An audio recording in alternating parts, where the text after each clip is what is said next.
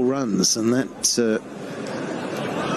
would have made Aaron Finch think about whether or not to give him another one, but he ends up getting Josh Butler, and he's into his 6th over now. 125 from 120 balls remaining. And so the last 10 overs have been very productive for England in this run chase. The line was all over. And Nathan Coulter-Nile would have thought he was bowling in the highlights that particular over. A beautiful batting. And then the wicket, and we're back live. And that'll be Vince's 50. Hasn't been the quickest 50, but you need glue in an innings. You need to be able to respond, and if you've got a Butler at the other end going, he didn't have to do anything different. And now they're very much on track if they bat sensibly.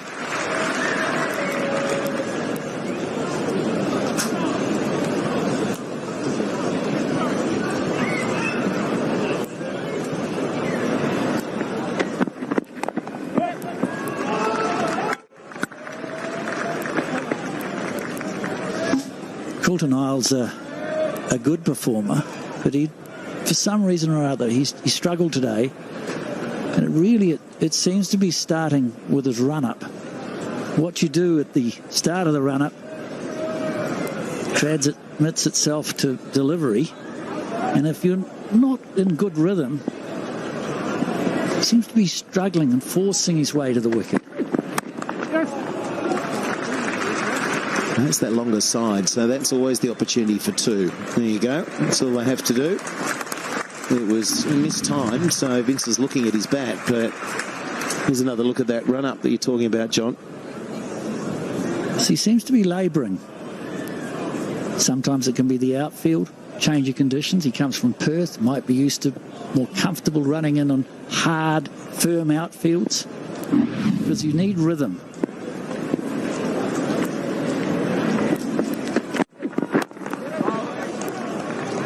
And you can tell when you're facing a bowler with rhythm, can't you? You can just know that they're in a good stride and everything's clicking. And that's where you find a little bit of extra pace too, and it hits the bat hard. But someone like a Josh Butler can change your rhythm, change the rhythm of the run chase. So it can be that bowler, that one bowler that it gives you something first ball, and then you think, right, I'll go at him. You almost know what's coming next because he's bowled full, 6 down the ground. Right, he's going to bowl short. There it is. There's the pull shot. Get another one away.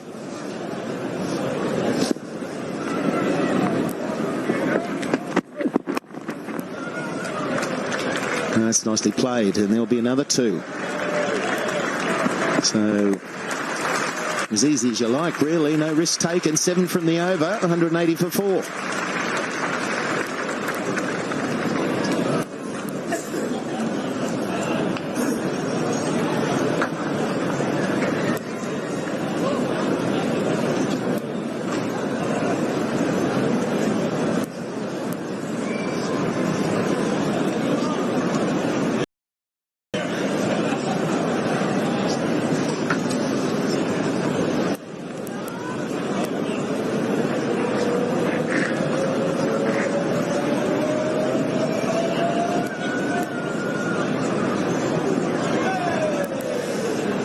Coulter-Nile's just gone straight off. He bowled that last over. There he is, cooling his heels.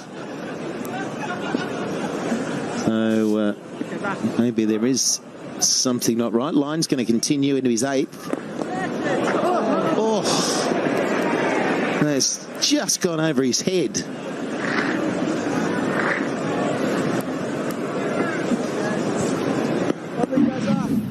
Oh, this is interesting. Have a look at this. He's gone to the onside. Another leading edge. There you go. There's a little sand wedge. Lino, he was leaping.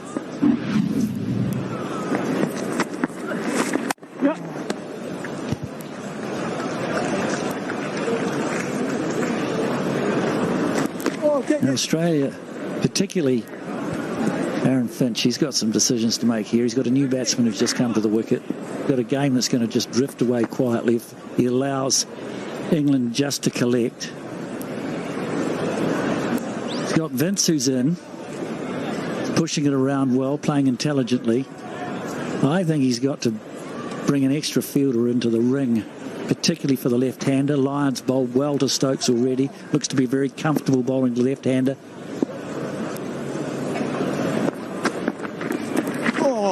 It's been missed. That was a big opportunity there. Carey's missed it. Deceit from Lyon. Terrific bowling once again. That's a moment. Big moment in the match. It's a great illustration of why you should... Oh, well, how did that miss? That's what confused Carey. I mean, keepers have to make those stumpings, but that was so close to bowling him. Probably affected his glove work. It just grabbed, didn't it? Put some revs on it. And again, some good turn. Now, I think Justin Langer becoming the coach of this team has got Lyon into the frame of one-day cricket, because for a few years, well, the last couple, he's bowled so well in Test cricket, and there was no reason for him not to play in this format for the Australian team. Well, I like his attitude. He looks to me like a fighter. Sometimes as a selector, captain or coach, you want players that you take on the park that have got courage. You go to war with. They're not going to lie down. Well, that's definitely a Langer approach. That was how he played. And you know that he wants the warrior out there, and he knew that Lyon had this ability we're seeing now with the white ball, not just the red ball. That's the end of the 32nd. It's 185 for 4.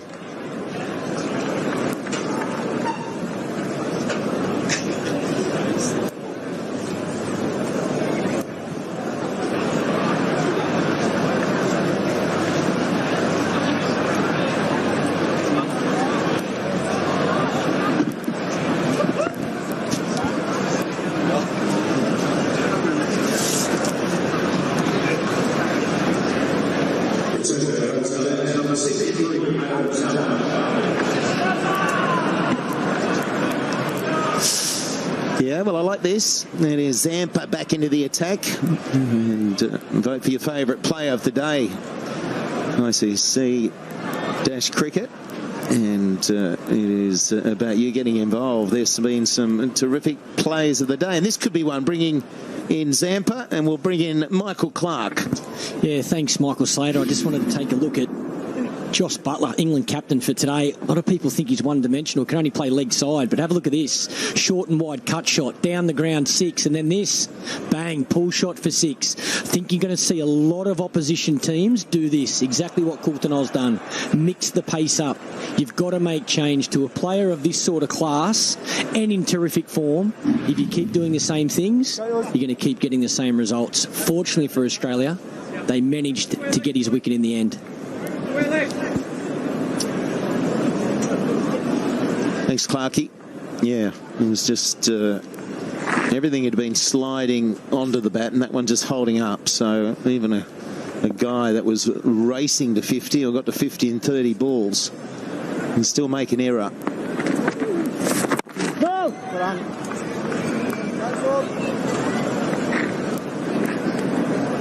So Zampa starts. He's got 5 in the ring. He's mid-wicket. Extra cover. They're his wingmen. They've got to get in and stop that one.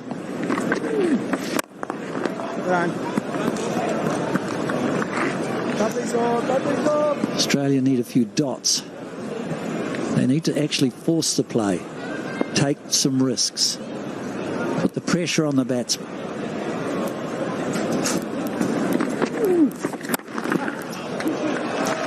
It's been nicely played. I thought he might have picked out mid-wicket there for a moment, and then there's a mix-up in the running. So only the one there. Yeah, they can really put the heat on Moeen Ali, because at some point he's got to feel free to play his shots, not ridiculous shots. He's got to go in the zones that are hitting zones for him. But if he gets caught at an end and Australia start to smother him, then it's going to put more pressure on Vince and they'll get another wicket. So there's a real opportunity for Australia to squeeze. But I'm with you, Roddy, in the sense that get another fielder up, make them feel like there's more pressure. It's hard to knock those singles.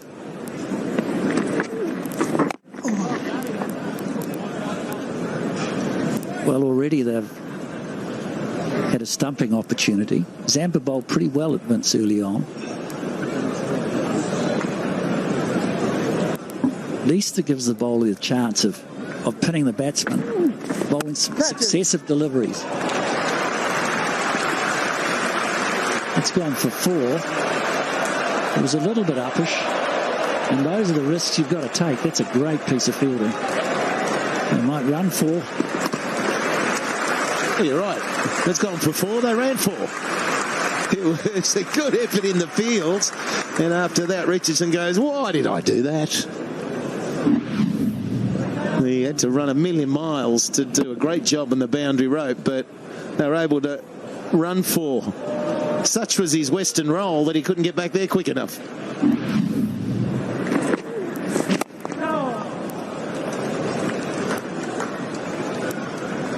And that will be at 6 from the over.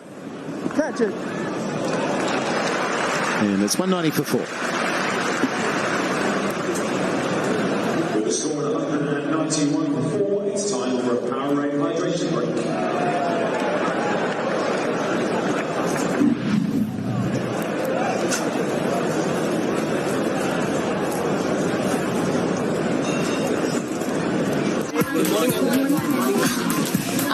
मैं student हूँ। आपकी ragging तो कर सकते हैं ना? Excuse me, teacher ही हूँ मैं। रोल नंबर तो ऑफिस में जाके पता लगाओ क्विकली। एक्चुअली स्टूडेंट ही हूँ मैं। देखिए ये फिल्म अब हॉटस्टार पर। पेड़ से शादी करने से सब कष्टों का निवारण हो जाएगा। अरे सुनिए, तुमने पेड़ से नहीं मुझसे शादी करी है। अपने से पहले जिंदा थी? नहीं मैं तो पैदाइशी भूत हूँ। क्या? देखिए फिलौरी अब हॉटस्टार पर। अगर आप अपनी फैमिली से प्यार करती हैं, कल जब आप सीएम हांडा पे ऑपरेट करेंगी, वो जिंदा नहीं बचेगा। स्टार स्पेशल्स प्रेजेंट्स हॉस्टेजेस 31 मई से।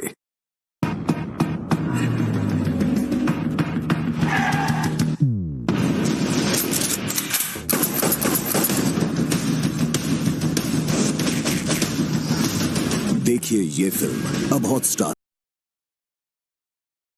In this kitchen, anything is possible. This is where dreams are made. Heaven is here. MasterChef Australia Season 11, now streaming on Hotstar Premium. जब दूसरों की तकरार में तीसरा जीते, तो उसी को पॉलिटिक्स कहते हैं। जानवी बना रही है अपनों को ही अपना शिकार। एक ब्रह्म सर्वगुण संपन्न स्टार प्लस और हॉटस्टार पर।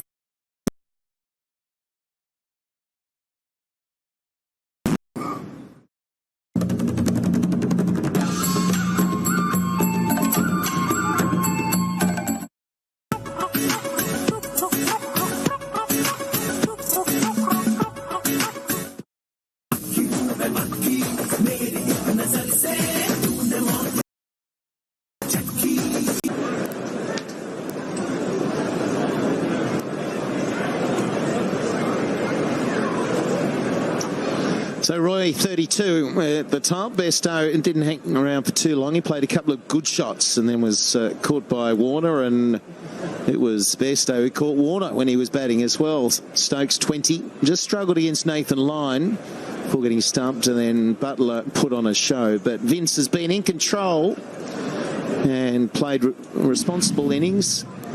He's not got the strike rate that you would normally see from him, but at the moment he's provided the glue in combined with Butler for that short period to get it back. But it's been a nice inning so far. He's got to make sure that it doesn't end after this break. Very strong through that onside.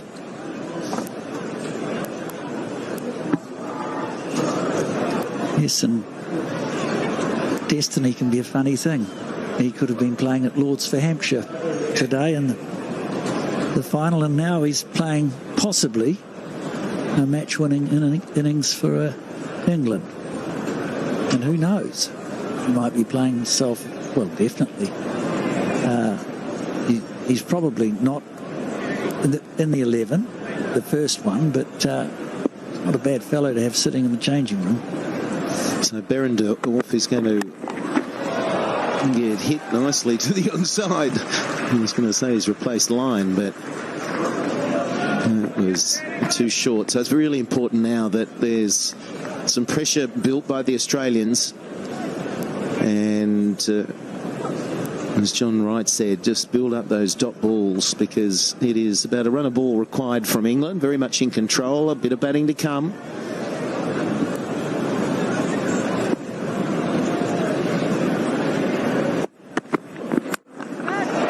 Oh, he's got hold of that one. He's made the same mistake. It didn't quite avoid Stoinis in the deep, but too short from Berendorf at this stage.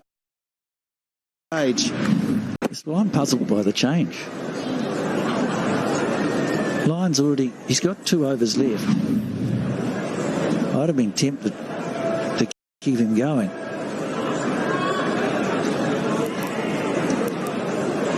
Well, they weren't finding him easy to play, and there was the mis-stumping, so it's obviously just to see how Berendorf goes in this situation. Yes, possibly. Those are the things that perhaps when you're looking at a game that's described as practice, and you got those decisions, maybe that's what they want to see. Certainly, Lyon, I think, has been very impressive today, and they're coming to the wicket. I'd have been tempted to keep going with him.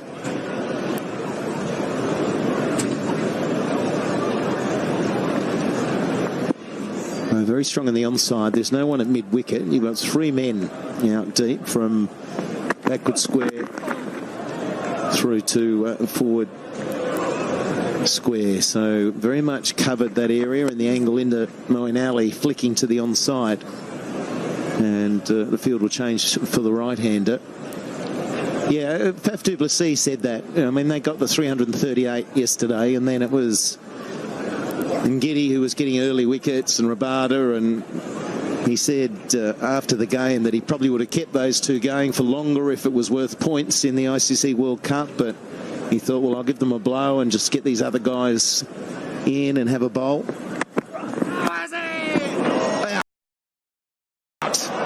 As easy as you like. And Vince, the man who has been the glue, departs, guiding it to that man, Nathan Lyon.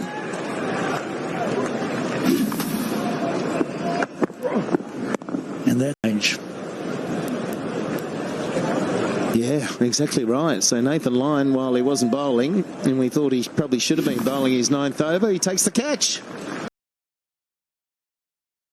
Left armer Berendorf gets his 2nd wicket. Well played, James Vince, 64. It's 197 for 5.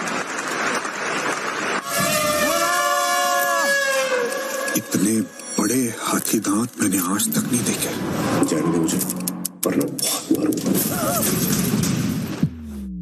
हाथी का शिकार करने आए थे, शेर का भी कर लेंगे।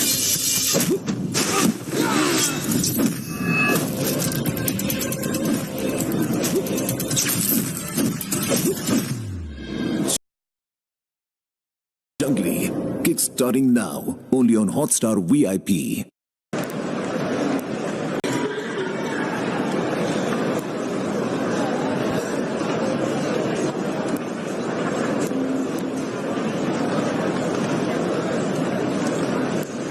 So Woakes, the new batsman, Ali is at the other end. He's 6 from 10, so he hasn't got himself going. There hasn't been really a stroke of note just yet. And they've got rid of Vince, who's been out there for a long time. So Australia now have a good opportunity to keep the squeeze going and put pressure on England. It was freedom while Butler was out there, and now it's changed again. And what was interesting about that dismissal was that it was caught with no third man in play. So Nathan Lyon could have been back on the rope. You'd just see him. With the angle across, you'd normally have a third man. So this is really good captaincy. And so Vince is trying to hit where there's no man in the deep. And as a result, they get a wicket.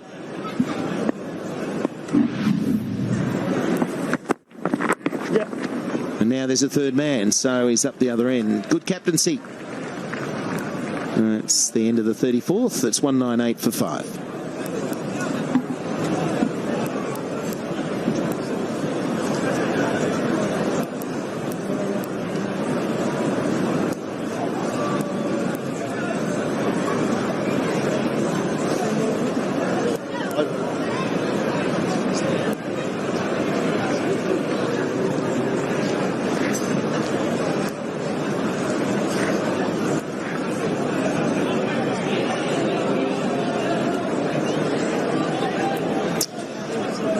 So England at this stage ahead of where Australia were, but you'll just see that surge right at the end of the Australian innings. It was an excellent finish, a couple of wickets, but they got things very close to the 300 mark.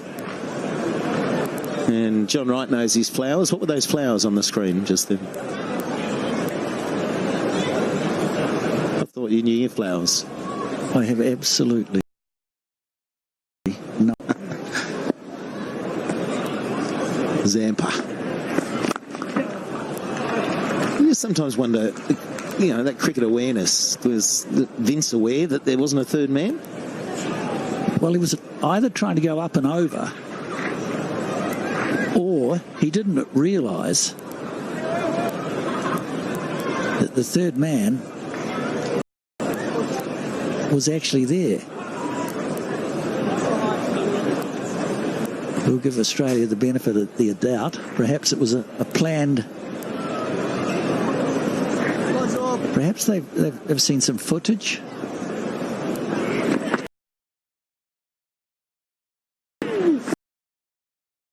Let's have a look at it again.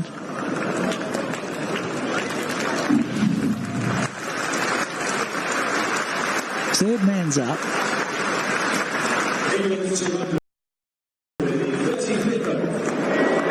And he looks in disbelief, and I've got a feeling he didn't realise that the third man was up.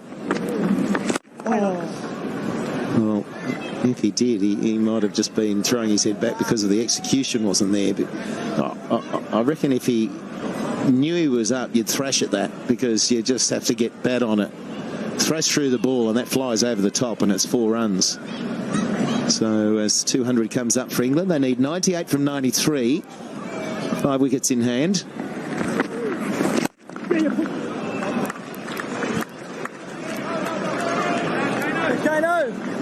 Those 2 wickets put the contest just about at even now.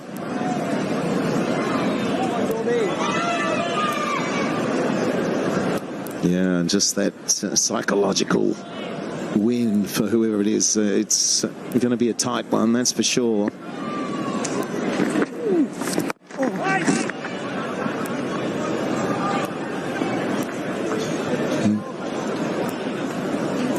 Offside. There's 3 in the ring.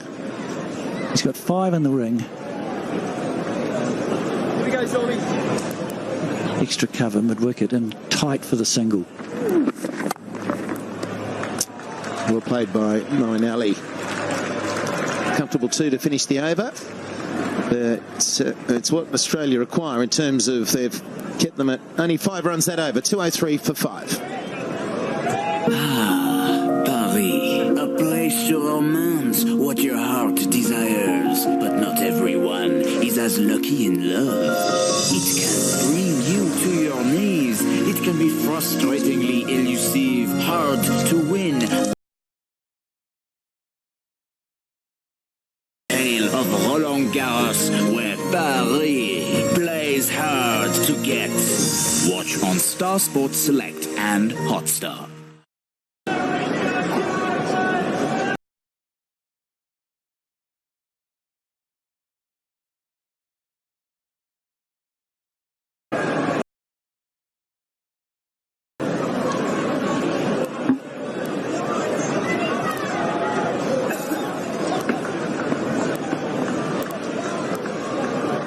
off again.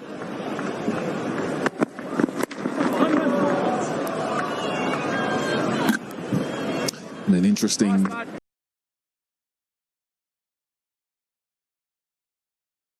sort of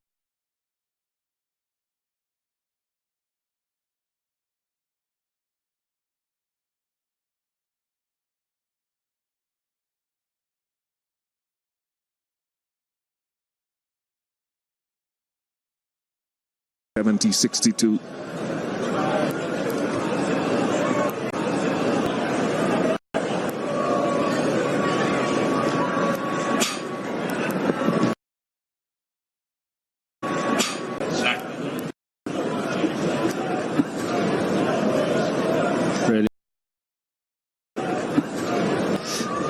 Didn't really take the game away.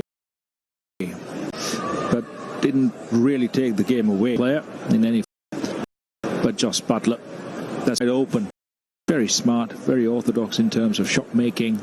Hit the gaps, put a lot of pressure back on the bowler. There's nothing extraordinary really, but the results were.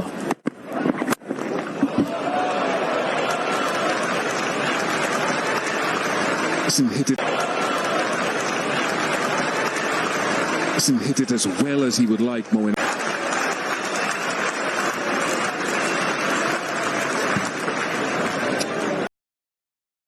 Australia, they need to keep picking up wickets here. The run rate just over 6. Not a huge here as well. Moeen Ali looking pretty good. Chris Walk's pretty handy with the bat.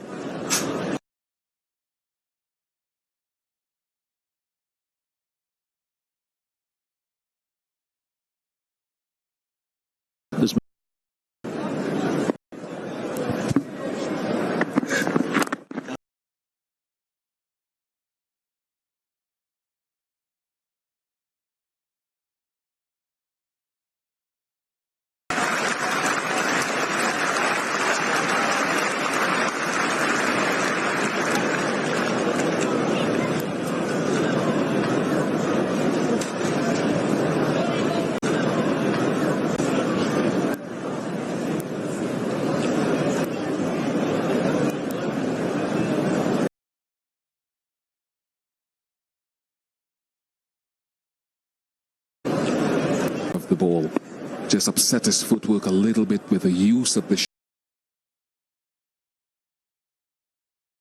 nice back of a length.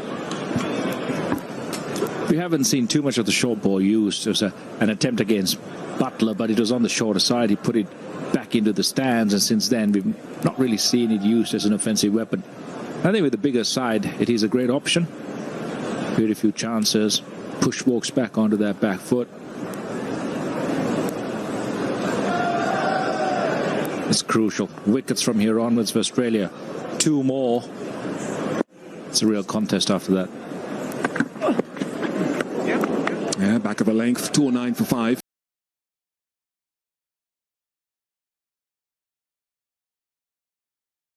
Yeah, back of a length.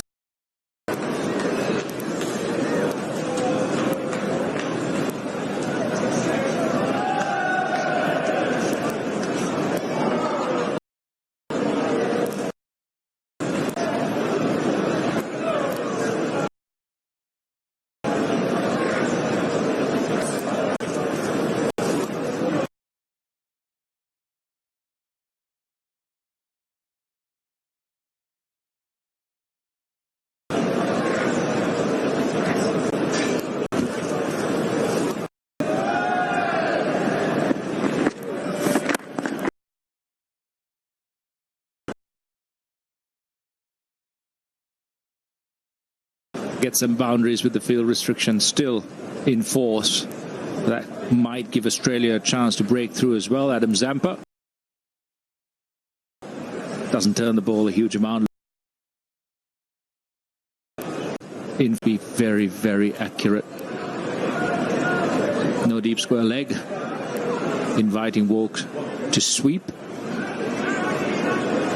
Another catcher brought into short extra cover. I think that's a good move.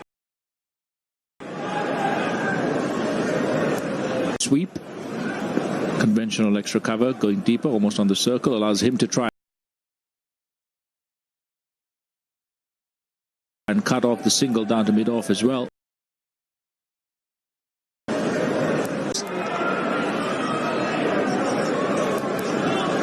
You're going to have a discussion. Yes, I think he's gone for it. Definitely not out. I thought that was a wrong director, player too review high, for going down leg LBW. side. Field decision is That's not my out. call. May I start with the front foot, please? The umpire's call might save me.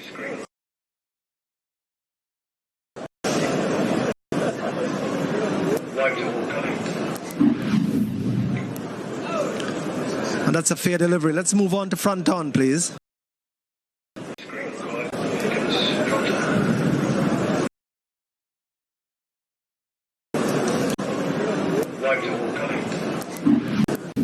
Volve, may I get ultra edge just to make sure, please?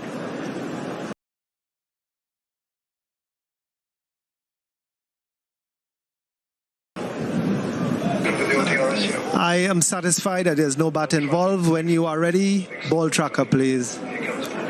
Ball tracker coming up now, Murray. Ball pitching in line. And wickets missing. So Murray will be staying with your original decision. I'll tell you when you're on screen. Cara? The review lost. There was no umpire's call involved. So that's it for Australia. You've got to be so clinical in using your reviews as well.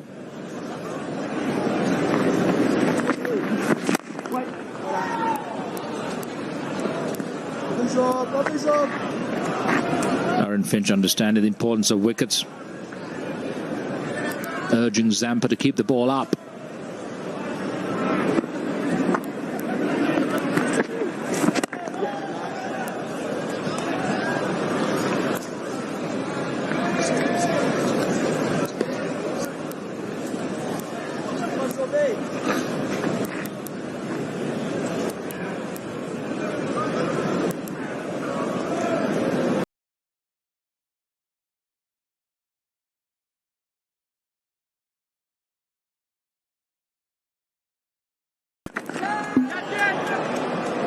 Just short of Kane Richardson. I think Moeen Ali might have been expecting more from that shot. Fortunately for him, fell short. The way he played it, I thought he was going into that mid-wicket gap. The lack of turn from Zampa actually taking the ball more towards long on.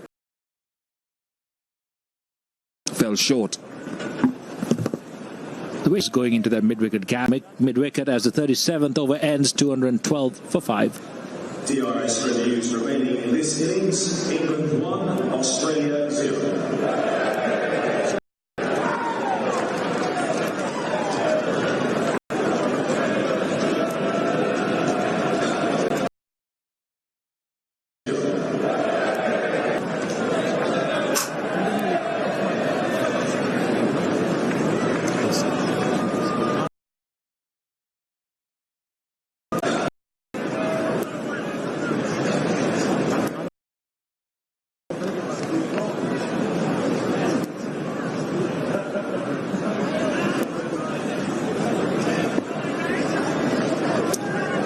Third man up for Moeen Ali.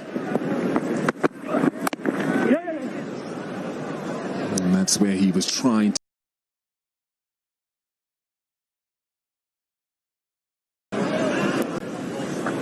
Not a bad feel, really, trying to get the...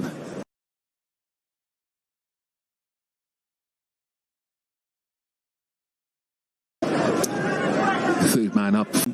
The length really counts here. The ball into a left-hander with third man up. He'll last before he tries and takes. Not a bad try and clear them for a boundary. Right there!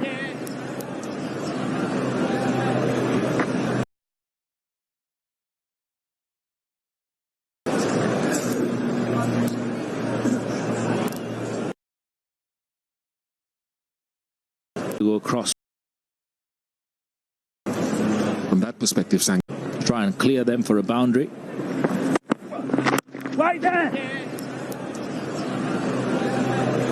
The bat, whether from a length or back of a length.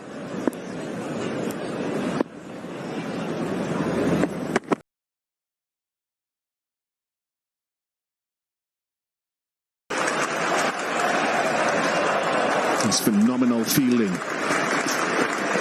Couple of runs. Perspective, Sangha, I think the bowling. Good bowling as well from Berendorf. Kept it slightly. Great. Don't really expect fast bowlers to be good fielders, but nowadays... Stop it.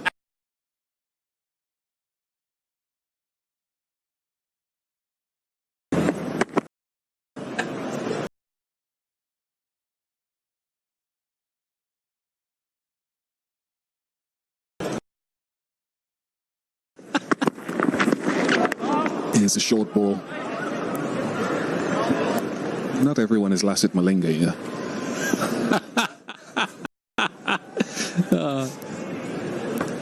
I did see him miss a catch. I think Shane Watson it was in the IPL in the finals. The ball swirled. He thought he was right under it. Ended up about 10 yards. Not you.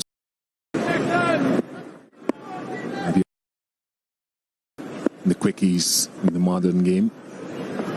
Oh, no slip.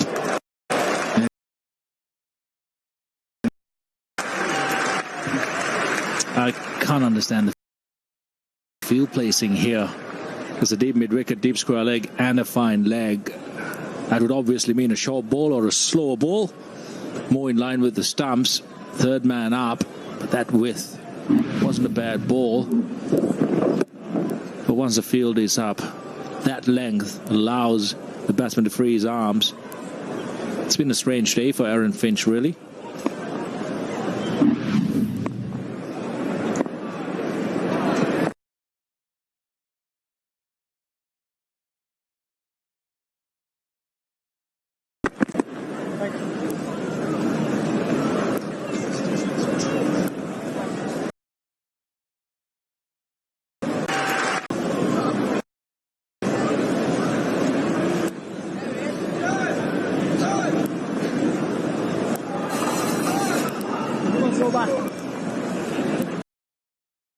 More in line with the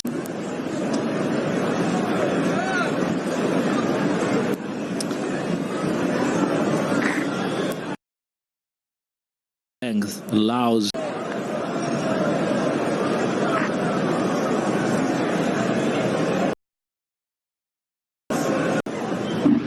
head of the Australian one.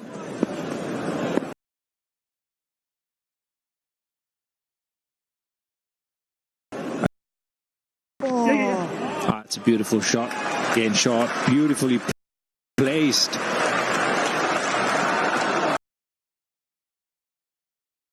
Placement has been very good by the English batsman. Australia needed a Joss Buttler kind of inning.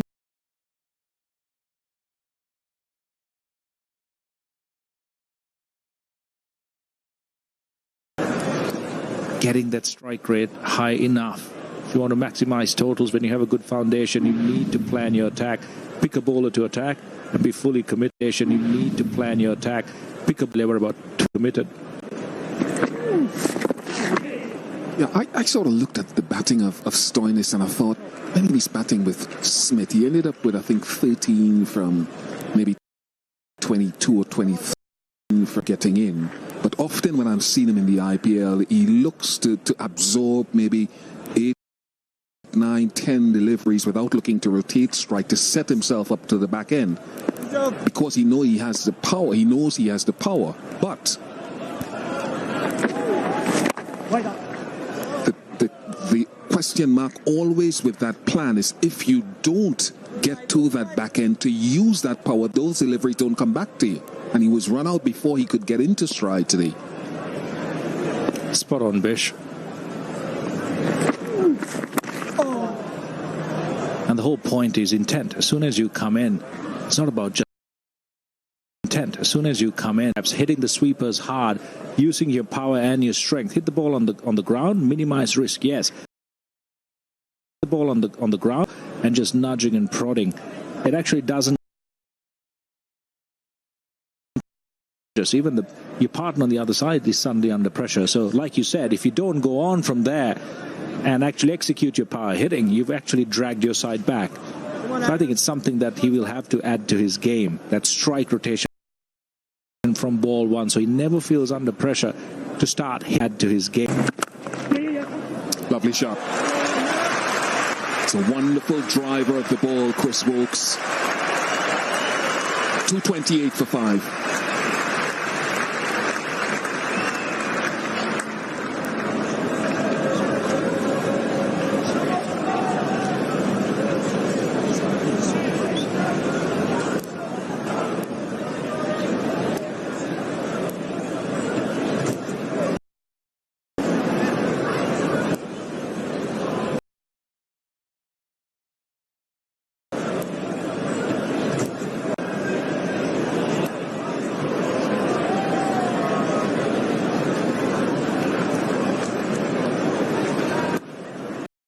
Partnership 31.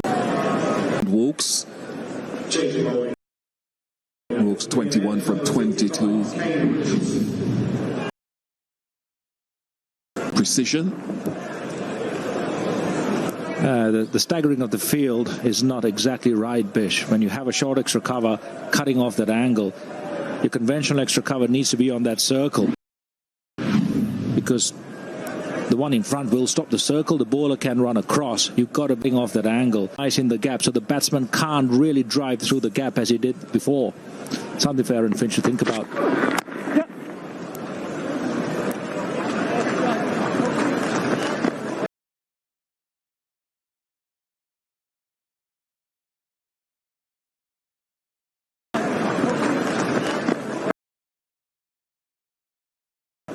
Smith loved it in that partnership because they were running hard the odd boundary for carry. I thought he was quite good.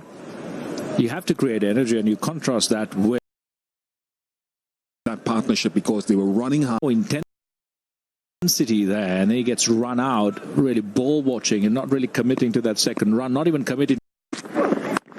It is a practice game, but those are little habits that you have to build into your game.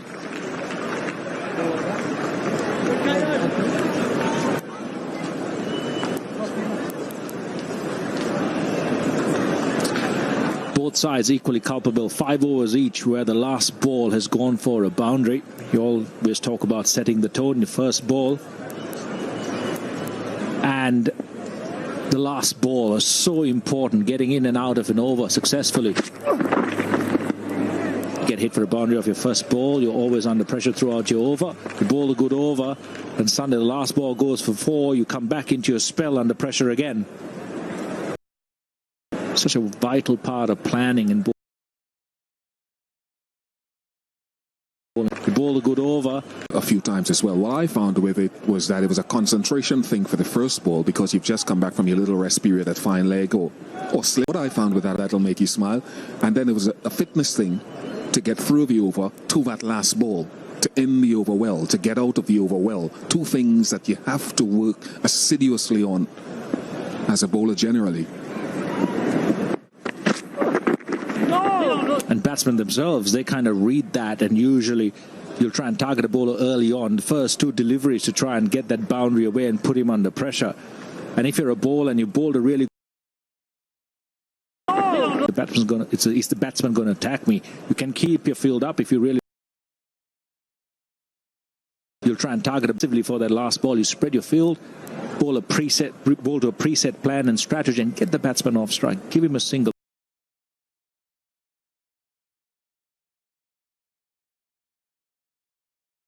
Really good.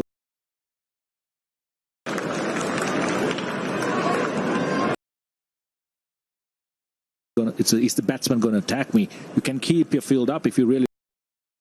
You can keep your field up. Glenn Maxwell has switched places with Usman into the backward point position, such an important position in the field. I keep watching Aaron Finch at middle. Seems to be so far off that circle. You have a short mid-wicket also stopping one quite close. That he is going to try and take that field on, so you need to give yourself the time to be able to move, run after the ball, cut backward point. point position. Such mid-on has been walking in really fast, really close to the bowler. Nice and controlled. Roll of shot.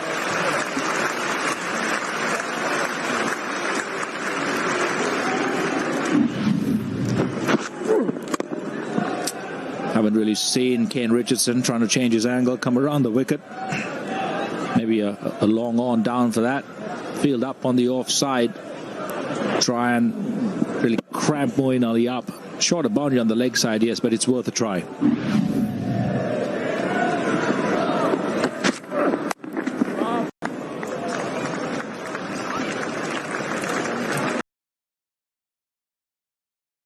For 5.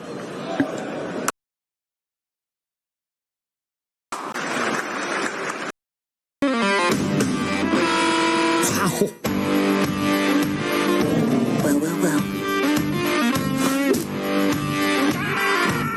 So much drama.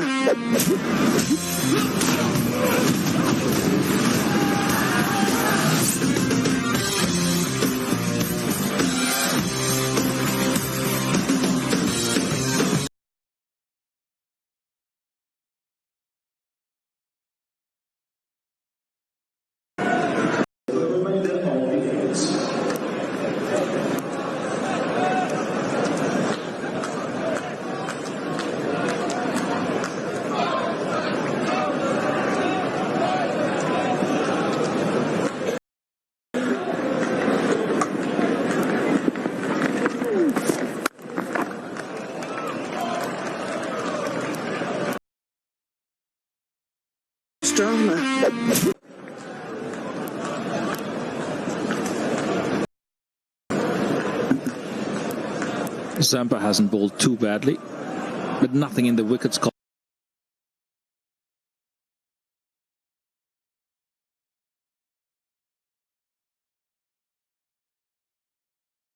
Do that is to pick up regular wickets. Why not?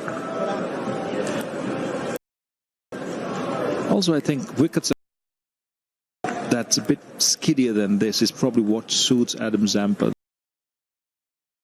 That's when he can, off that length, he shoot it through, look for an LBW or a ball.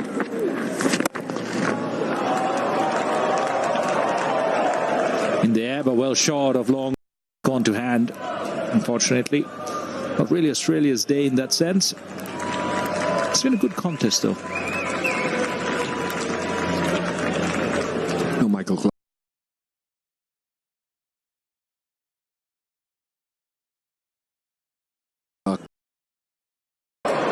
Big boundary. Kane Richardson takes it, and a wicket for Zampa. Finally gets one.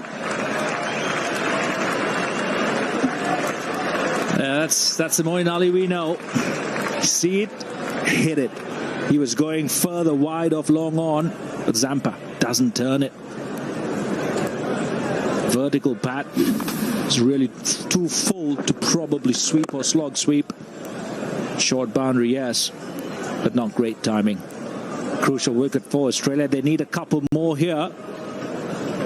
Ken Richardson, big smile. They needed that after he's over. Moeen Ali shaking his head, disappointed. He's got to go. Gone for 22 England, 239 for 6. Gone for 22 England, 239 for 6. इस मकड़ी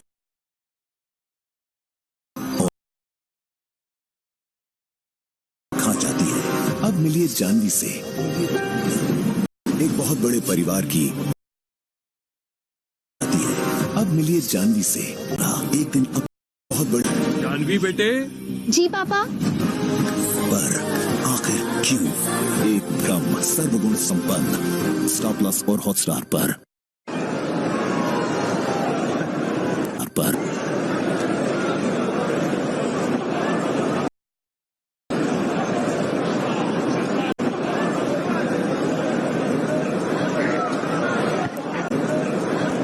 Curran's played a couple of crucial knocks for England in the one-day international series against Pakistan, recently concluded.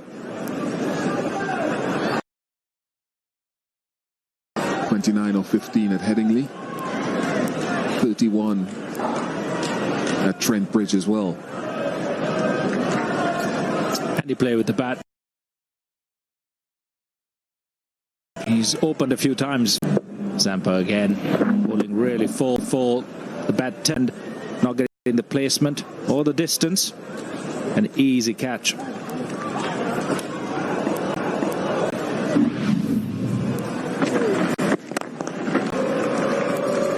My question to you was going to be, how important would the leg spinners be in the outcome of this tournament for whoever wins it?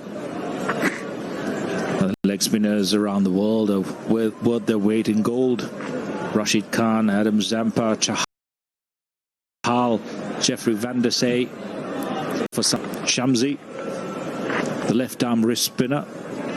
It's so crucial to have some mystery. With the Dusra mostly out of the game, leg spinners, every captain's kind of go-to wicket-taking spinner nowadays.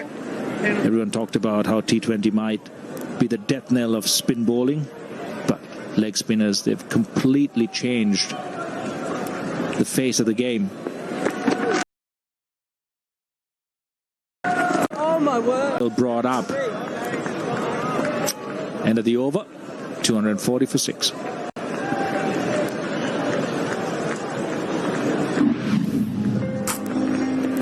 Overs 31 to 40 produced some highlights. It's been a stumping, difficult one. The end of Vince.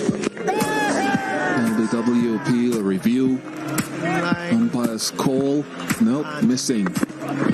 And Alpha Swoops was nicking them and driving them well, finding gaps. Mohan Ali was playing some sublime shots.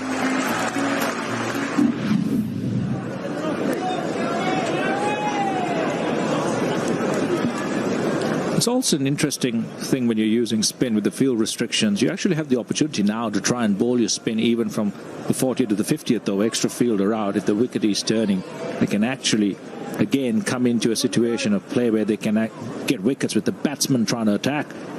Bigger outfields here in England. It gives you kind of a new facet to your bowling strategy. In the old days, you'll try and bowl your spinners out, not have too many of them left in the last few overs, but now you have to balance those spells out. Understand when you're trying to bring them in, when you're trying to attack, when you're trying to defend. But these last 10 overs also create opportunities.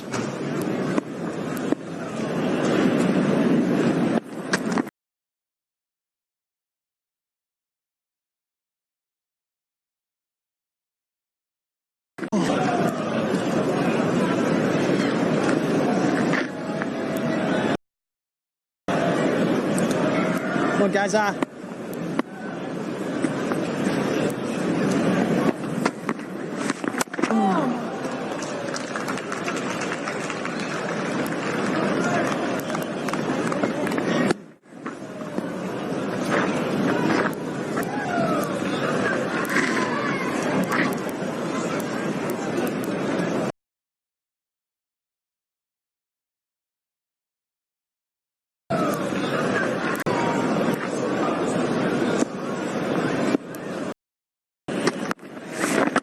Nice, mate.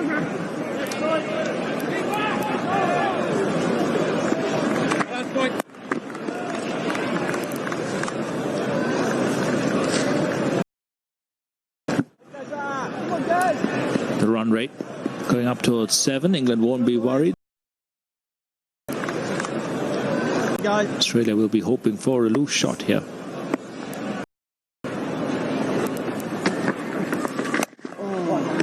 Very well bowled, slightly slower.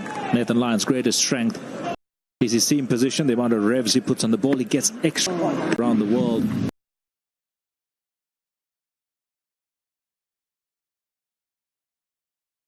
Nathan Lyon's greatest, and Ashwin for India has been very, very good.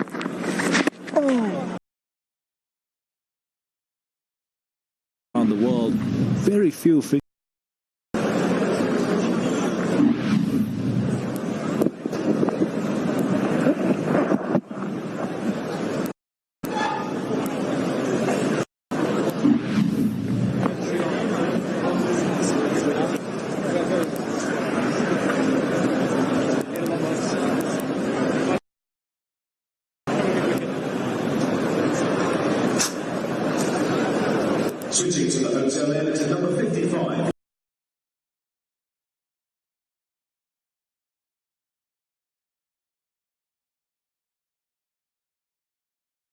Australia were.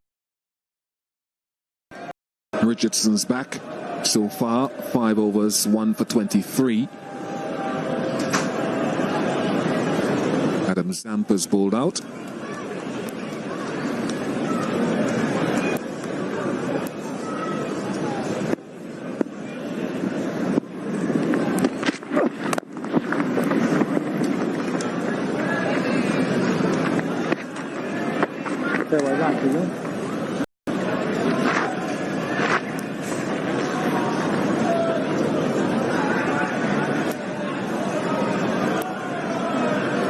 Short ball could be an option here. New batsman in, 2 of them for the over. It's a short boundary. Is it a gamble that Kane Richardson is going to take? Something that Finch has spoken about. A slow ball, maybe. Wait and see.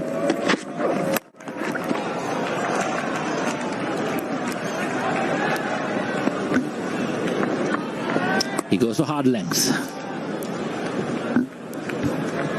There were 2 bowled to Joss Buttler as far as I could remember. Marcus Stoinis from the opposite end into the big side. Pierced the gap, went for 4. And then there was 1 bowled from this end from which Richardson's bowling, but Buttler hit it well into the crowd. That's a good shot. That is a magnificent shot. What a wonderful driver of the ball, Chris Wilkes. It's also poor delivery in terms of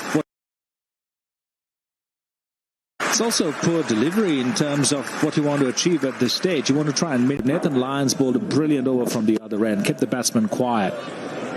Richardson's job is to back that up. Come and hit that hard length, bowl your variation to the field. Too wide and too full. That is not what you want at this stage of the game. To the field. Too lucky to get away with that. A full toss. Trying to bowl really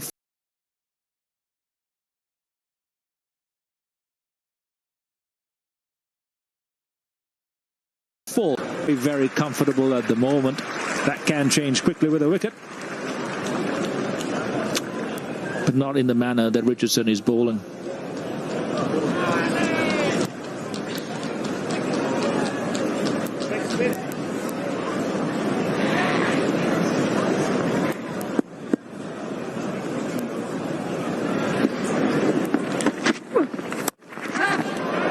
Got him. Wicket number 7 goes down.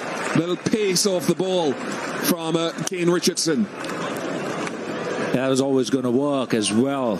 Tom Curran looking to actually hit the ball, muscle the ball in the first shot that he played off Kane Richardson. Tried to hit really hard through the covers. This time opening in the bat face, trying to get it behind point. Unfortunately, straight to their fielder.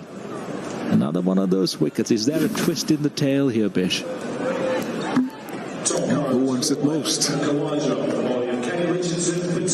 250 for 7.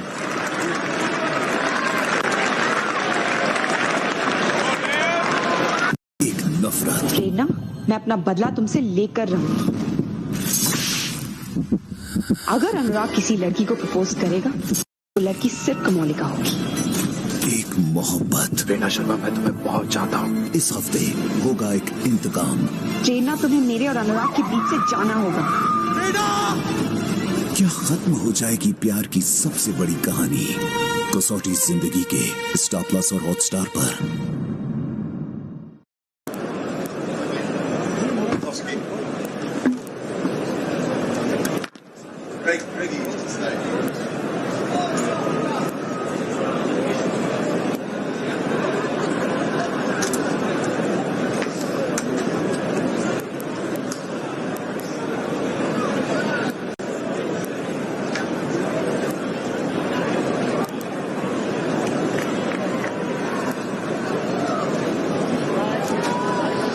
Liam Plunkett made his way to the middle, and England will just bat 10 rather than 11. Liam Dawson won't bat. In fact, will they bat 10? Mark Wood may not bat. This could well be the last wicket stand, I think. That would confuse the crowd. Kane Richardson then. Mark Wood may. Plunkett's pretty competent. Plunkett and Wokes, between them, won a one-day game, or they either won or they levelled, tied a one. Day game at Trent Bridge a couple of years ago. Trying to rack my brain here to remember exactly what did happen. But it's 2-5-1 for 7.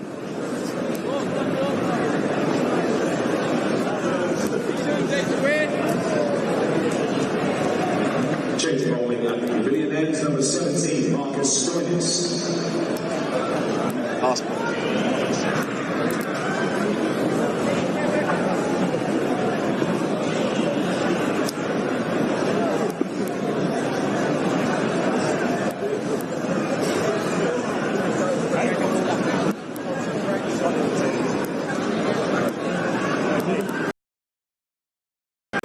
The last ball over one day at Trent Bridge against Sri Lanka, bowled by one Pradeep, he hit it for 6 straight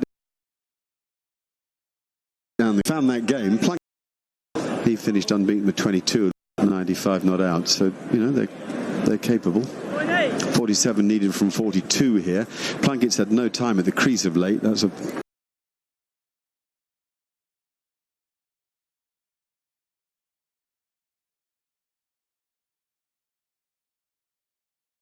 get that ball into the pitch with a little bit on it, a little bit of cut. Yeah, well, here's another example of out of the back of the hand this time for Kane Williamson. Kane Richardson, sorry. Too many Kanes. But yeah, he does it so well. I think that's a big part of why he's in this Australian squad. Lots of change-ups, lots of variation. You've seen him use that cross-seam delivery as well. Stoinis, good pace. Kane Williamson would be very proud to have that skill as well as his batting. Williamson would be very proud to have that skill as well. Be very pleased with the result today. The other friendly being played today, New Zealand beat India. That was played at the Oval. India bowled out for 170.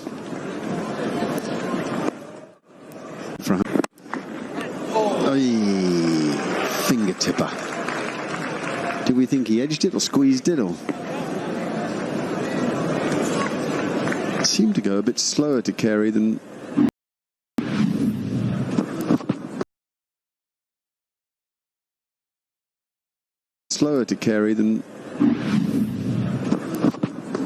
and so I think bump ball might have yorked himself. That's what I think, because there was no exclamation, was there, from the bowler, or yeah, he yorked himself, I think. There was no exclamation, was off the toe into the ground. So good effort from Carey. Saved a couple of runs. So I think very, very talented. Disappointed to miss one stumping off Nathan Lyon. Good delivery, spun, but I think he's a wonderful player.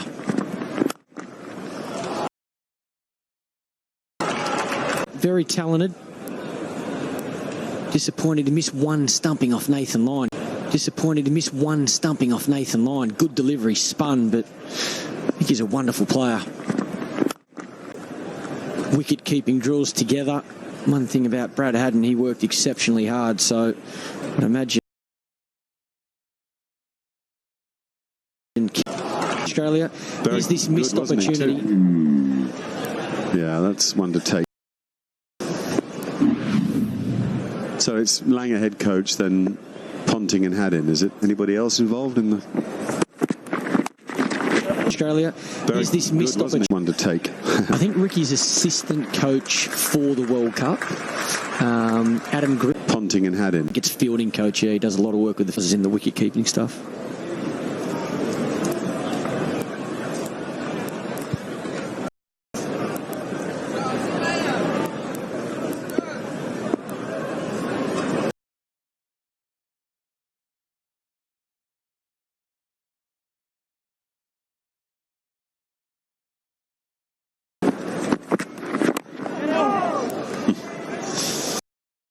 Keeps it out as if he's trying to save a test match. 255 for 7.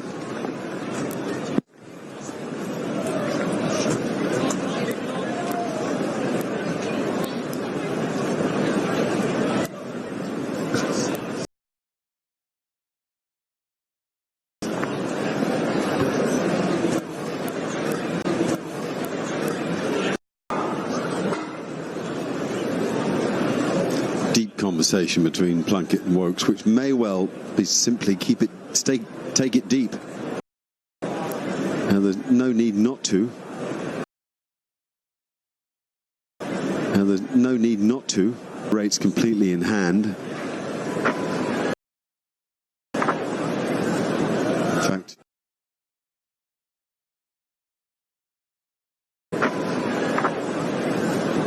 fact, England ahead of where Australia were at the same stage.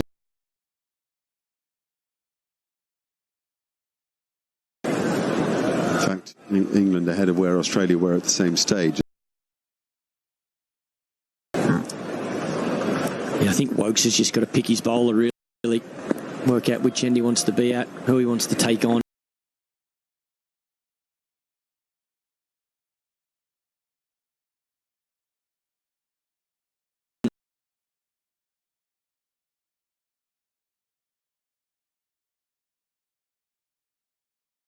Seven required rate these days. That's very easy for these batsmen.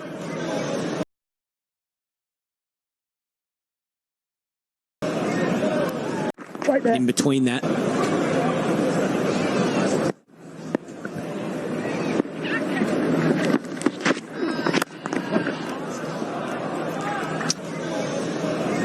Up there as he is. Wokes didn't bowl today. There are just a few little things hanging around the England team all of a sudden. It's good stuff from Richardson, getting it. And we'll have any. Oh, he's given another pounding, but straight to the man out at point, because we've had it officially that Dawson won't bat. And you have to name. You can play as many of your 15 as you like, but the 11 batsmen you had to name before the start of the game, so I don't think they can swap that over, can they? Oh, hello, I've just had the... There we are. Archer and Rashid will bat.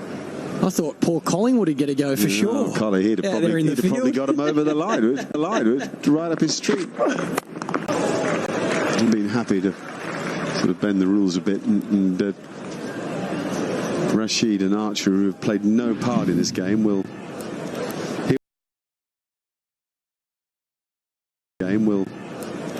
here we are, and that's Jofra Archer sliding. That's Jason Roy taking a blow to the wrist.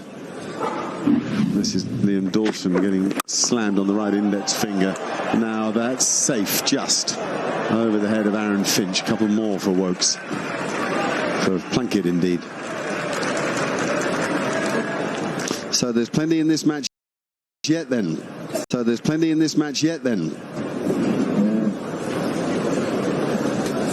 He's split the skin there on that. I think they call it the ring finger, don't they, on his right hand.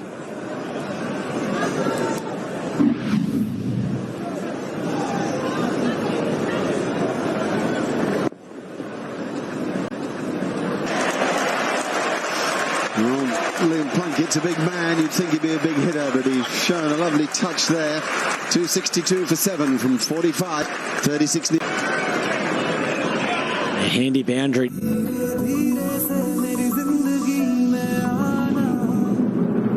जब दिल बेकरार है हाँ मुझे तुमसे प्यार है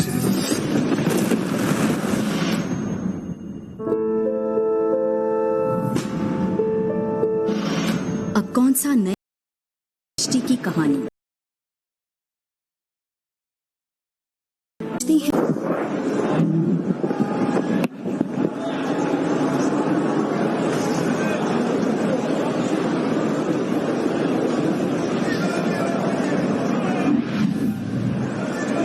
For Plunkett, 34 for Wokes, 36 needed, and get Nathan Lyon back at 2.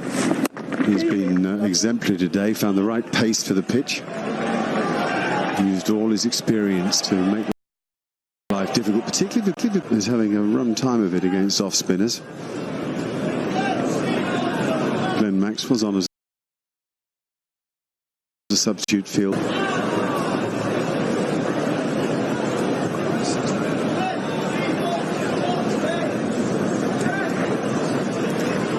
If Plunkett wants to go big here against Lyon, he's got to go very big. So big is that leg side midway leg are all in, well in from the boundary. Some, I don't know, 20 yards. I think there might be against a little breeze too, looking at the big balloon and the trees. So I think it's.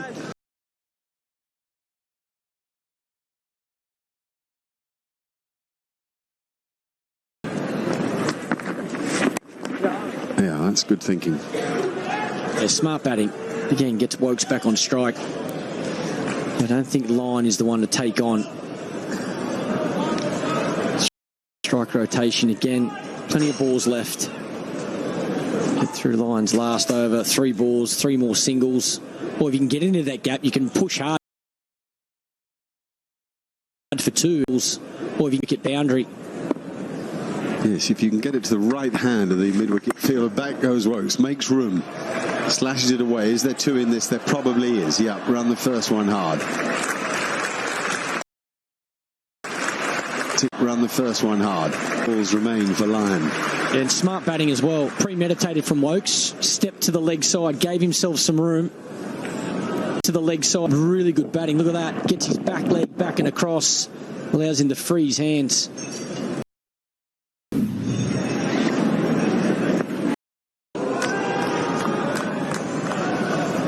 Well, he might feel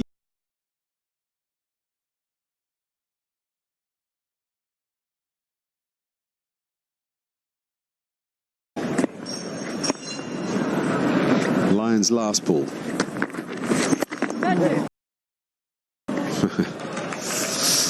Lyon, Australia will be very pleased with that. He looks a surefire certainty to play in the World Cup side for me. 10 overs, 1 for 37. It's 267 for 7. Yeah, brilliant from Nathan Lyon. Gets an opportunity and grabs it with both hands. Just the 1 wicket. But look at that economy. 3.7 on a pitch that didn't really spin too much at all.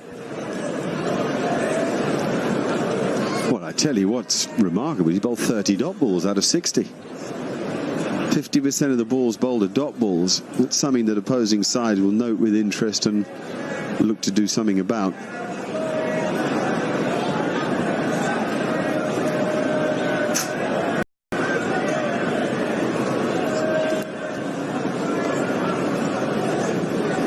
Classic English evening now here at the Hampshire Bowl down on the south coast, just a little outside Southampton. So often you find sort of 6 to 6. Things brighten up. Little sun breaks through the cloud.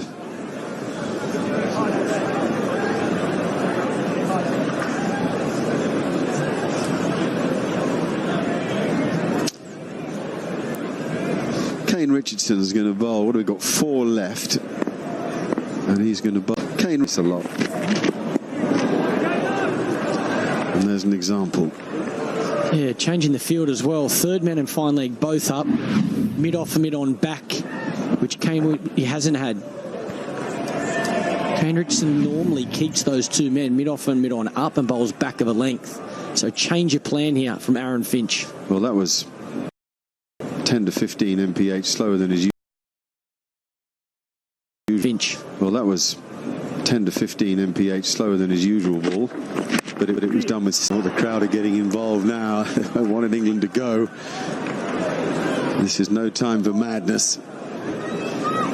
8 and over, so winnable in the modern incarnation of white ball cricket.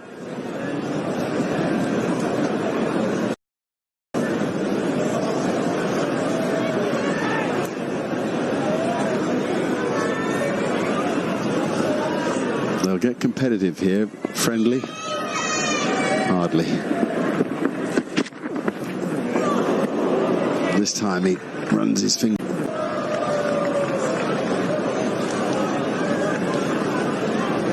The key for England is to keep getting bat on ball. Don't want is too many dot balls, and we've had 2 in the first 3 here. Yeah, I think it's a bat.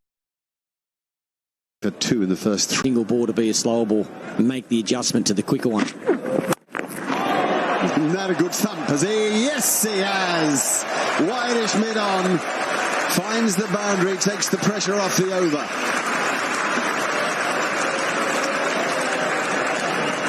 Power from Plunkett when needed.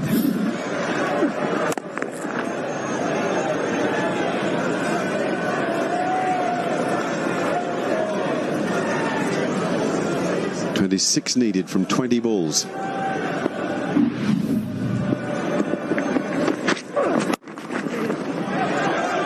Certainly one, maybe two. Yep, they get two. Crowd love it. Suddenly people are woken up. Yeah, I don't think he meant to hit it there, Plunkett, but that's the play on a ground like this. Both sides, men on the boundary. Get it into the gap. Again, go hard. Good, quick first run. Wokes told him straight away, come back for that second. Good communication. I think we're really seeing the value of a friendly or a warm-up game here for both the Australian bowlers and these late English batsmen. Suddenly things have got nice and tense. They find themselves in a little contest. End of the over. 3 to go. 274 for 7.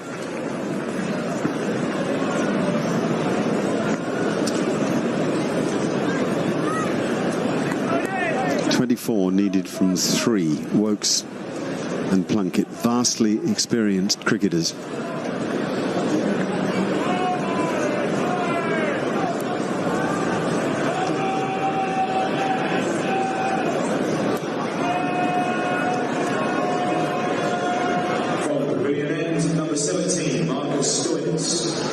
A reminder of the day, Jos Buttler put Australia into bat, 297 for 9. Steve Smith somewhere near his best, certainly in the second half of that. 116 he made from 102 balls. David Warner not at his best, but grafted 43 for 55 and began to play more fluently. And a whirlwind from Alex Carey, 14 balls for 30. England in response, 274 for 7. Wokes unbeaten with 39, Plunkett with 17. And all of a sudden, people on the edge of their seats. In the end, if it's England-Australia, it ain't that friendly.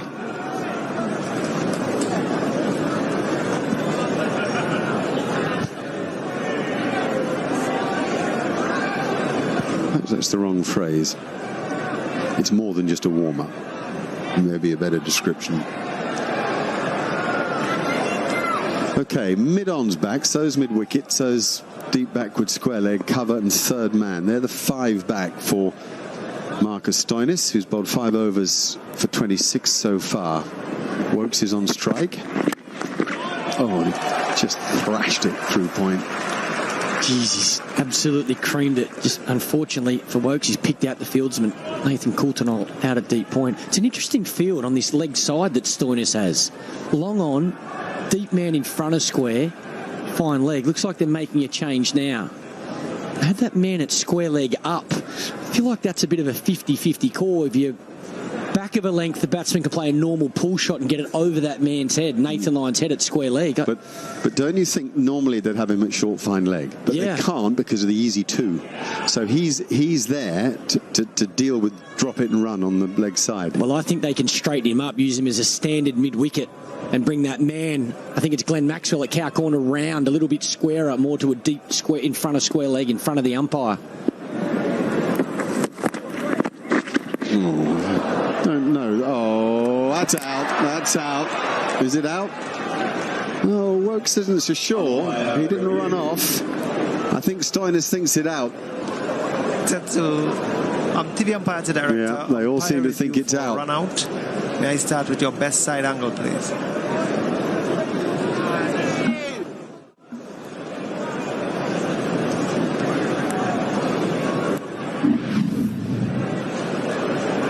Bails off. He's short of his ground. I have a decision for you. My decision for the big screen is out. Out.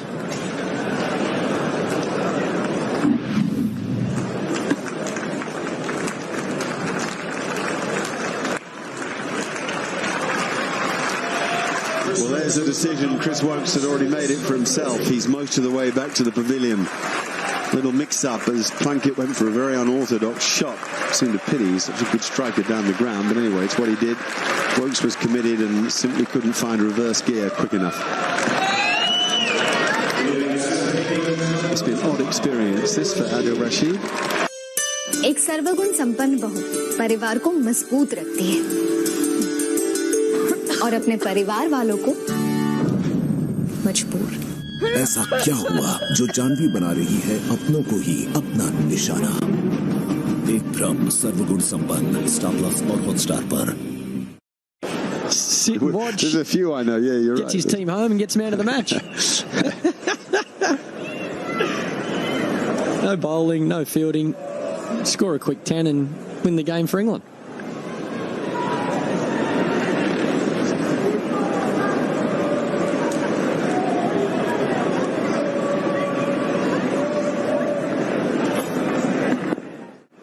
Still Plunkett on strike. It's good bowling this from Stoynes. It's right up there, very hard for Plunkett to get the levers working. Underrated in this era, so many variations at the death, but in the end, if you get it very full and very straight, you're doing your captain a favour. Perfect execution. There it is. Spot on. Hard to hit that for 6. He's bowled a lot at the death throughout this tournament. Yes, he's going to have some strike weapons around him, Stark, Cummins, Coulter, but I think Stoynes can really own this death bowling. Good firm hit to mid-off. Well, this was...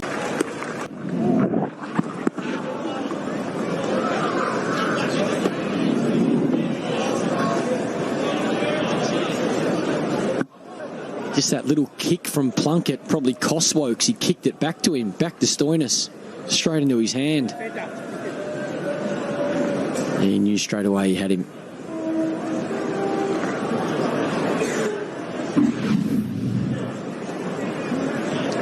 Well, Adil Rashid goes square and behind square on the offside, so he won't mind this field.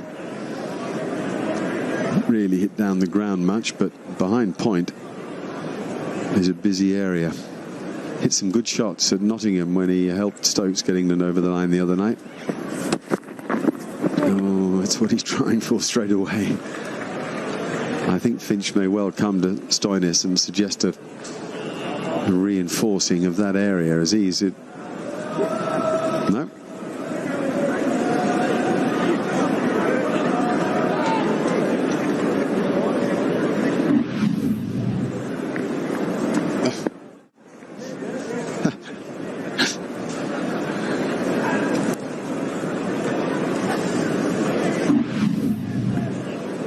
Suddenly hit 10 and over, 22 from 13 balls, and sure enough, back goes point, and up comes long legs. So the men back square leg mid on, and 3 on the offside. That's a men back.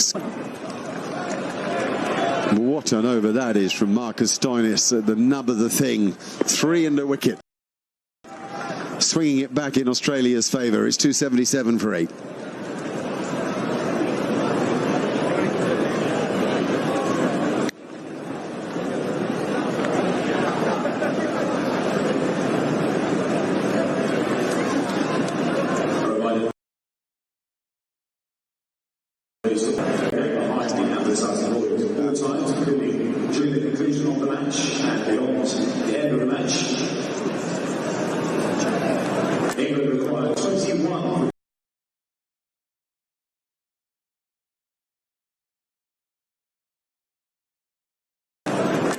And I think that a lot of it has to be done this over because it's the shorter boundary, it's with the breeze. A lot of... Yeah, once again, looking at this field, I'd imagine every ball is going to be a slower ball. There's one to start. One bounce to deep point. Yeah, I think Plunkett's got to be the man as well. He's seen a couple of overs from Richardson, so he's seen those variations. He's got to set up for a back over, leg side or straight down the ground. the Australians have got this field dead right.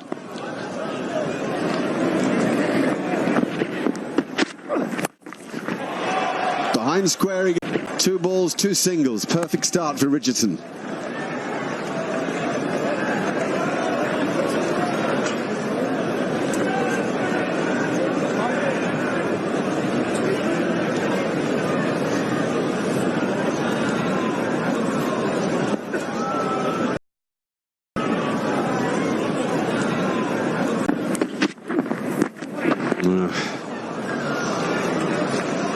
Almost second guessing himself and unable to then do what he does best.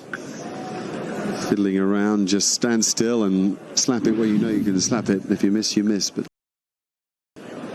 that's not an Adil Rashid shot. That is. Well, it's a wide if he stays still as well. It's outside that guideline. And brilliant bowling. Richardson, another slow ball. That's 4. Batsman unsure. The last 11 balls have gone for 5 runs and a wicket has fallen. That's effective stuff from the Australians.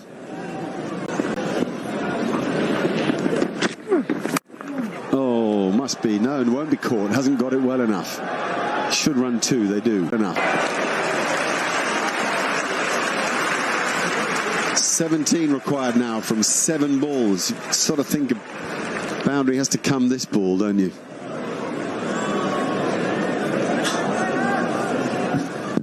Yeah, he can swing hard.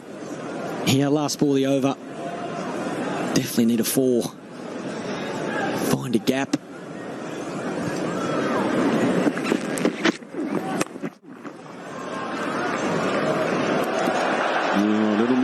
Little mistake. Smith apologises to the bowler and to Aaron Finch.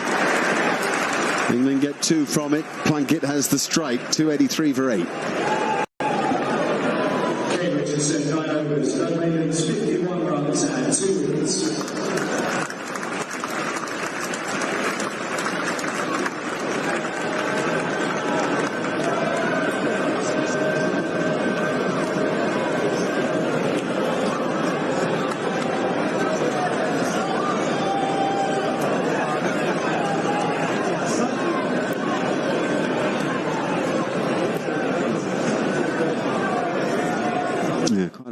Chat there, I think, between Steve Smith and Aaron Finch as they decide how to set it up for this final over. 15 are needed with Liam Plunkett and Adil Rashid at the wicket. Plunkett will have the strike. 19 he has from 19 balls. There's a little fumble from Smith off the last ball of the previous over. 283 for 8 in pursuit of Australia's 297 for 9. Sunshine at the Hampshire Bowl. Here we go then. Stoinis to Plunkett. Good hit. Out. Caught. Yeah, good catch. Really good catch. Hit hard and flat, and at first Plunkett must have thought, yes. Glenn Maxwell, the substitute fielder out there in the deep, has got good hands, and he made sure. Yeah,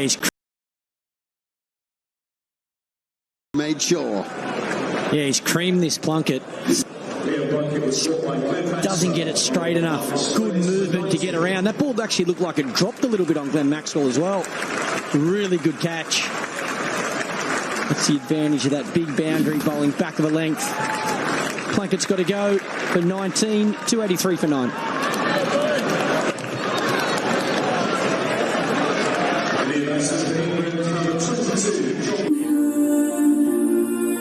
बिंदु के पास भी गए तो मार दूंगा।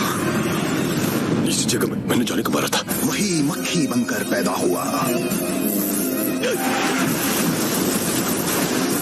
मक्खियां किसी को मार सकती है क्या? A mighty impression already. Bowls with very simple, very economical action. Something of a sensation with brilliant fielding and bowling in the IPL. And now included in England's squad for the World Cup. What a rise and rise it's been. And has to play, in my opinion. I think he's definitely one of their best three fast bowlers. Huge talent. Bowled the brand new ball. Great execution at the death. That Yorker, he bowls a Yorker as good as anybody in the modern game, Jofra Archer. And handy with the bat as well. Rashid on strike. Oh, he missed. Oh, he's Archer was very nearly run out without facing a ball. Not a way to go in your first international innings. Not a way to go in your first. I thought he gave up. He was certain he was gone.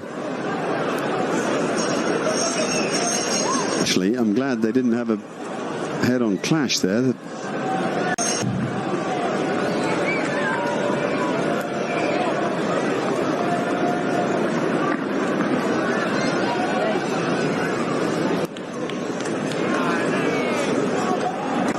Been a very good exercise, particularly this latter part. Certainly a very good exercise for Australia throughout the day. I don't think England will necessarily think they've lost momentum should they go down here. 14 required from 4 balls, with Jofra Archer facing his first ball in an England shirt. And he's clunked it really off the splice. Oh, he's going to have to hurry here. He's run out. He's run out, and Australia have won the game. It's the no-hope single, or the no-hope return, I should say. Right, well, Australia have won it, and they've deserved to win it. Marginally the better of the two sides in a pretty evenly contested game. Useful exercise for a number of the players out there, and particularly in the pressure situation in the last sort of 45 minutes. Very useful for Australia's bowlers at the death, Michael. Yeah, some good execution, some good practice for Australia's death bowlers, that's for sure. And maybe a little glimpse of what Australia's thinking, how important Stoinis is going to be with the ball. Richardson fighting for selection, looking at that third fast bowler position. That battle with Nathan Coulter done himself no harm today as well. So, yeah, some good individual performances. Steve Smith, the standout for mine with the bat. I thought he was exceptional. The way he structured that innings on a surface that looked a little bit too paced, he looked extremely comfortable. So some positives for both teams, and a good look at what we're going to see all summer, that rivalry between Australia and England. Margin of victory 12 runs. Aaron Finch leading here for the first time. 12 runs. Certainly a very good day. Perfect evening for sure.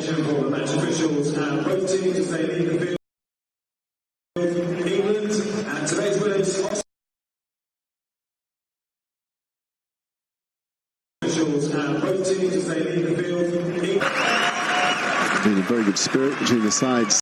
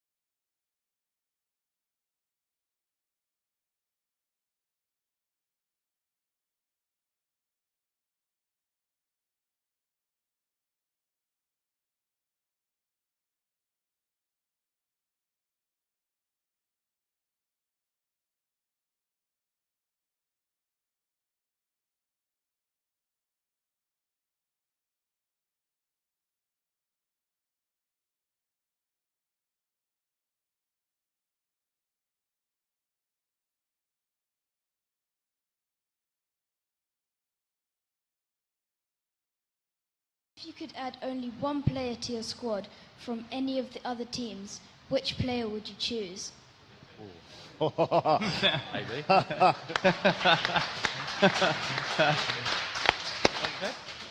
Let's start that because Owen's looking the most uncomfortable. So let's start with Owen and we'll go that way. I wouldn't change anybody in there. I did hear Ricky Ponting's part of Australia's coaching staff, so I'd take Ricky Ponting. Right. Virat. That's a very difficult question. Again, we feel we're such a strong side ourselves. But if I have to pick one guy, it has to be from the current lot, is it? You can't choose AB, mate. What? I was gonna say AB, but yeah, he's retired now. But I'd choose Faf. Faf, Good friends with Faf. Yeah, I would love to bet with him. Just choose each other. You're just going to cheer, yeah. Stuff. You can't choose. I think for me, Josh Butler. Josh Butler. Josh Butler for you. Jason? I don't want to be too boring like Owen, but I'm pretty happy with my squad as well. Gulbadin can go on and answer this question, to be fair. Right, Gulbadin? I don't think so, anyone. So it depends on that day. It depends on the day? Yeah. Right.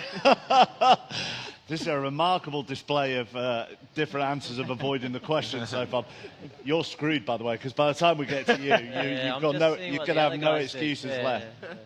Me? Yeah. That guy. Virat. You take Virat, right. Okay. Aaron?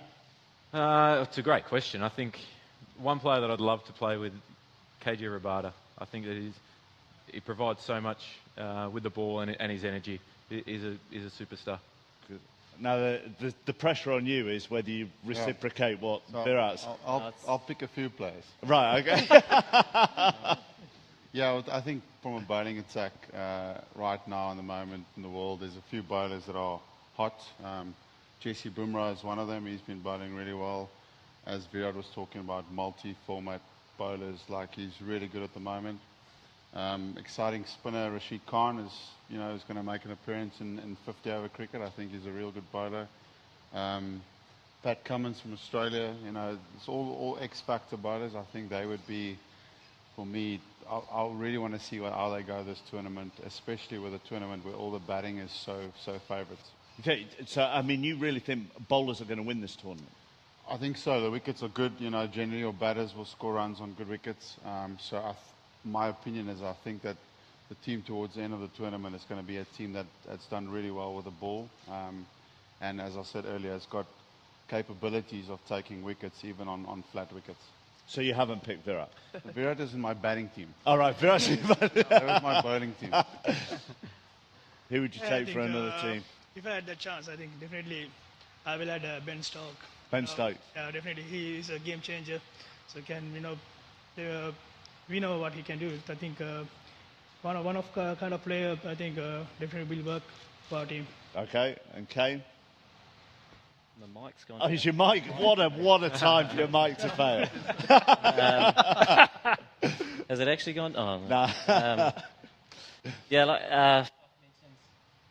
I genuinely did stop looking at it. You put it off, yeah. Am I there? Yeah, you're there, yeah. The bowlers will clearly play a big part in this tournament, despite what the scores are. He mentioned Rashid Khan, and he's always a pleasure to play with, so he'd be more than welcome in my team anytime. Good answer.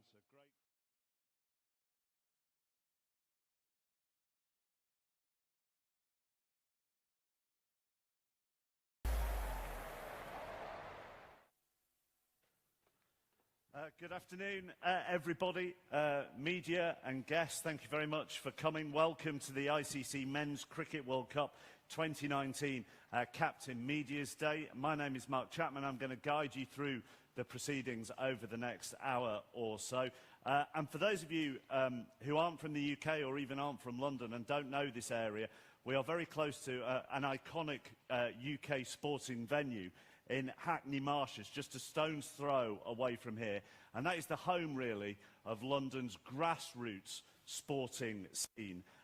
Within a mile of here, there are 10 local cricket clubs, there are 3 new grass cricket pitches and 5 artificial wickets, as well as a newly funded ECB pavilion. So in this area, cricket is thriving. And today we're proud to welcome some local school children and the next generation of talent, we hope, to meet their heroes. So they will be walking down with the captains very shortly. This cricket background, combined with the rich diversity of the local community, has provided us with the perfect location to talk about what we hope is going to be an exciting and progressive and truly inclusive global cricket event that is going to bring communities together, not just here in the UK, but around the world as well. So we are ready to bring on the captains of the 10 competing nations at the ICC Men's Cricket World Cup 2019. A message to them up there: please come down those stairs carefully. There's a long month ahead for you. They're going to come down one by one with a local school child as well, bringing them down. So let's get ready to welcome the captain. Since they've come back into the squad and the setup in the last couple of weeks, they've been fantastic. They've contributed as much as they can. Their morale's been unbelievable. Obviously, once the World Cup gets underway and we start to get into the tournament, particularly probably games against England, and then further on past this tournament with the Ashes, no doubt that the crowds will start to play a bit of a part. But that's expected. That no matter where you go in the world, the fans play a huge part in it. So no doubt that personally and as an organisation, we've got things in place for that. But their input and output with their runs they've been making in the lead up to this tournament has been fantastic. Where's the microphone's there? Yeah. Hi, Virat. I know you're often the key wicket that most teams look for in the batting lineup, but how do you feel about being called out by Jofra Archer as the wicket that he wants to take most in this World Cup? And what have you made of his emergence as an international bowler of real potential? Did he say that? I have no idea. Okay, so that's news to me. News to me. News to Monks as well. Okay. I think, as the guy said, your bowling attack and the kind of wicket takers that you do have in your resources is going to be very important for us as the captains. And there's few X-factor bowlers in every single team that's going to play a pivotal role in making sure that your team is successful as not. But yeah, with good wickets comes boundaries. So. Punched away for 4. And the New Zealand captain is Kane Williamson.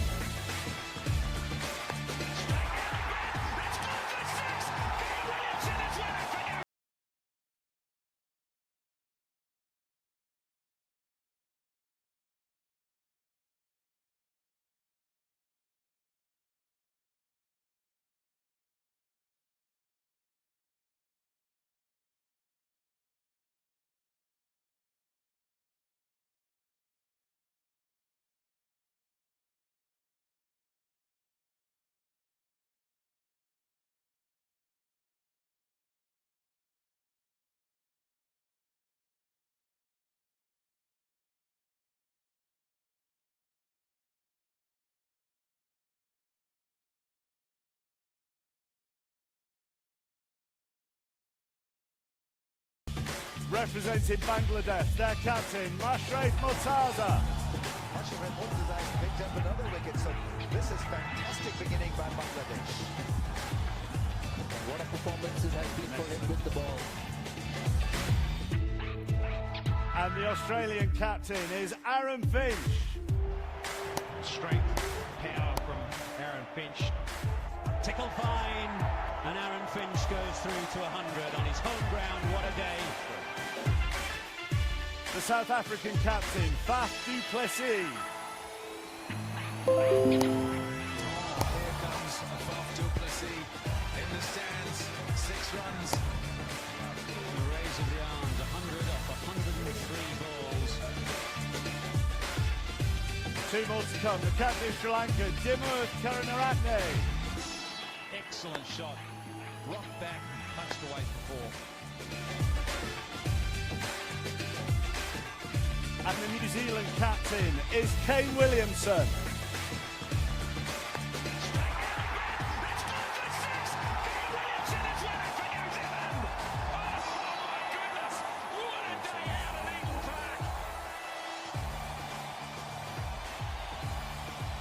So we'll ask a couple of questions to get going. We've got the school kids who might want to ask a question as well. And then if anybody else wants to ask a question, if you just put your hand up, we will get somebody with a microphone towards you and you can ask a question to any of the captains. I want to start with the... My God, this is low down. I want to start with the battle between holders and hosts. Who are the favourites, holders or hosts? Oh, that's a good question. I think England have been in great form over the last couple of years, and along with India, they've probably been the standout performances. So you'd have to say England are definitely the favourites. You've got a lot of experience, though, particularly backroom staff as well, coming into this. Yeah, I think it's important that some guys that have got that World Cup experience and having, I think, 6 players who have been a part of a winning World Cup will hold us in good stead going forward, hopefully. But it's a different tournament. Once you get out and start playing, the pressure takes over. So it'll be a great tournament, though. So are you the favourites as hosts? I've got no idea. I think there are a number. I don't think there's anybody that's head and shoulders above everybody else. I think in a 10-team World Cup, the 10 best teams in the world, it's going to be extraordinarily competitive tournament, and I think there's be some quality cricket played. So we're really looking forward to it. Does it change the dynamic as when you are the host, and there is no doubt going to be more attention on you when you're in your own country? Oh, of course it will. I think for us, it's called home advantage for a reason. We get to spend a lot of time in our own beds. We get to see a lot of our family and prepare like we have done for a number of years now. But England's a great place to come and play cricket. You ask any of these guys or any of their players, they love coming here and playing. Is there, it may seem a ridiculous question to you, Virat, but is there less pressure on you when you aren't playing at home? Yeah, we have both our warm-up games televised already, so not much pressure on the Indian team wherever they play. But yeah, look, there's always going to be a huge fan base for us anywhere we play in the world. But yeah, I have to agree in this tournament, but I also agree with Moggs that all 10 balanced and so strong, and the fact that this is a tournament where we have to play every team once makes it all the more challenging. And I think that's going to be the best thing about the tournament. And I see this as probably one of the most competitive World Cups that people are going to see. There's quite a lot of other captains nodding, actually, about how balanced it is. Sarfraz, you were nodding there. You think it will be a very balanced tournament between the 10 of you? Yeah, definitely. As Morgan and Kohli said, all teams are really balanced. They all are make a good team. So I think wish them all the very best. And people watch, I think, great cricket here. I mean, Virat mentioned the conditions and English conditions. That suited Pakistan back in the Champions Trophy in 2017. So how much do you draw on that experience? Definitely, if you see a past record of Pakistan in England, since 92, of talking about the Test series, or 2009 World Cup, or 99 World Cup, or 2017. So Pakistan past record has very good in England. So we are very confident we will do well, inshallah, in this World Cup. Dimith, what are you saying to your Sri Lankan squad ahead of this tournament? What are your words of motivation to them? I think we played a good cricket. Oh, your microphone isn't working at the moment. Should we see? Johnny, use mine. Yeah. There you go. Well, yeah, I think. Oh, that's not working either. Try again. What? Yeah. Yeah, I think we played lots of cricket last few years. I think we have great experience in England as well. So we try to do our best. We came early to get some confidence and get used to the conditions. I think we were good shape. We're trying to do our best. Given the fact that your microphone's working, I'll come to you next, Kane. And the experiences of New Zealand from 4 years ago compared to now, and how that might help. Yeah, there were a few guys that were in the last World Cup, which is great, so there is some experience there. But naturally, with 4 years in between tournaments, there is a lot of new players as well. So I guess there's been a lot of talk around rankings, favourites, underdogs. I think the thing that stands out is how balanced all the teams are. And when it comes to the day, anything can happen, which makes way for a really exciting competition. Why do you think it is so balanced? Do you think it's because of the growth of global games and global leagues, which pits the best against the best, which, has grown over the last decade, really? Yeah, if you look at international cricket right around the circuit now, you'll see very close competitive series home and away. There's not just more home series are dominating right through the league stages of season. So, yeah, like the other captains are saying, I think all of us are really excited to try out this new tournament. When you're playing everyone once, I think it's a great format. Let's get a couple of questions. We've got, some of the kids have got a question, I think. Who's got the first question? Welcome to London. My dad says that cricket is coming home in 2019. How cool would it be to play in the World Cup finals at Lord's? Owen? Extremely cool. I think every captain sitting on the couch here would lose their left leg to play in that final. To play in a World Cup final at the home of cricket would be something that everybody here would have dreamt about as a kid. Have you thought about the World Cup final yet, Jason, or is it one game at a time? I guess it's just one game at a time, you know. We've just come here to play some really solid cricket. I think everybody's highlighted how level the playing field could be, and you know, cricket is a game that's played on the day. So I just think when we come here and everybody's up for the task and everybody knows the importance of the competition, it's just a matter of who plays the best cricket throughout this tournament. You're nodding, Gilbert. Yes. Yes. What are you expecting from the crowds here? It's excited to be here in the front of the old cricket and also in the front of the top 10 teams. So very excited, and hopefully we do the best cricket and presenting Afghanistan on such a good stage. So inshallah we'll do the best cricket here. Just going back, Mashraf, to the development and the game growing and it becoming more even. I think since, I've got a stat here, since the last World Cup in 2015, Bangladesh won 9 ODI series. So that shows the development for you guys. Yeah, obviously. I think we got a great bunch of boys. I mean, we got a good mixed up with seniors, and you know, the juniors cricketers come in and they played really exciting cricket all over the part in the bed. They perform like, you know, last series playing in Ireland. They played so well. Hopefully we'll do really well in, you know, first match in playing in 2nd June against Puff. So hopefully we'll start well. Will they? I hope not. But and the serious point of that is that you must have seen the mentality of players change over the last 4 years and the belief that you can beat any of these guys sitting up here. Yeah, obviously, you know, cricket is some game that, you know, in your day you can beat anybody, you know, especially a team like us, you know, if we start well, we can hang in there. So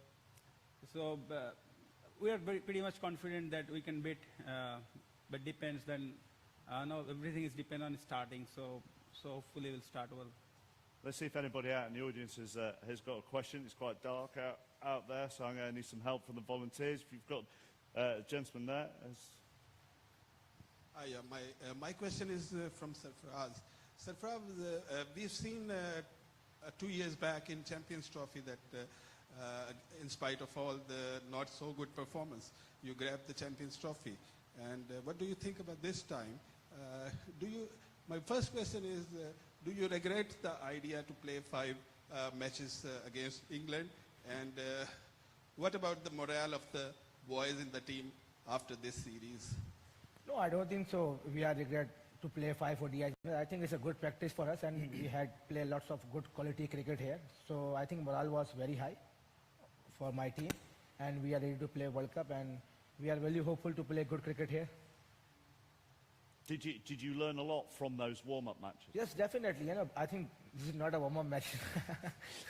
We play a top quality cricket, top quality of side. So we have learned a lot. You know, if you take up, either we lost the series, but we take very positive things, just like our batting performing very well.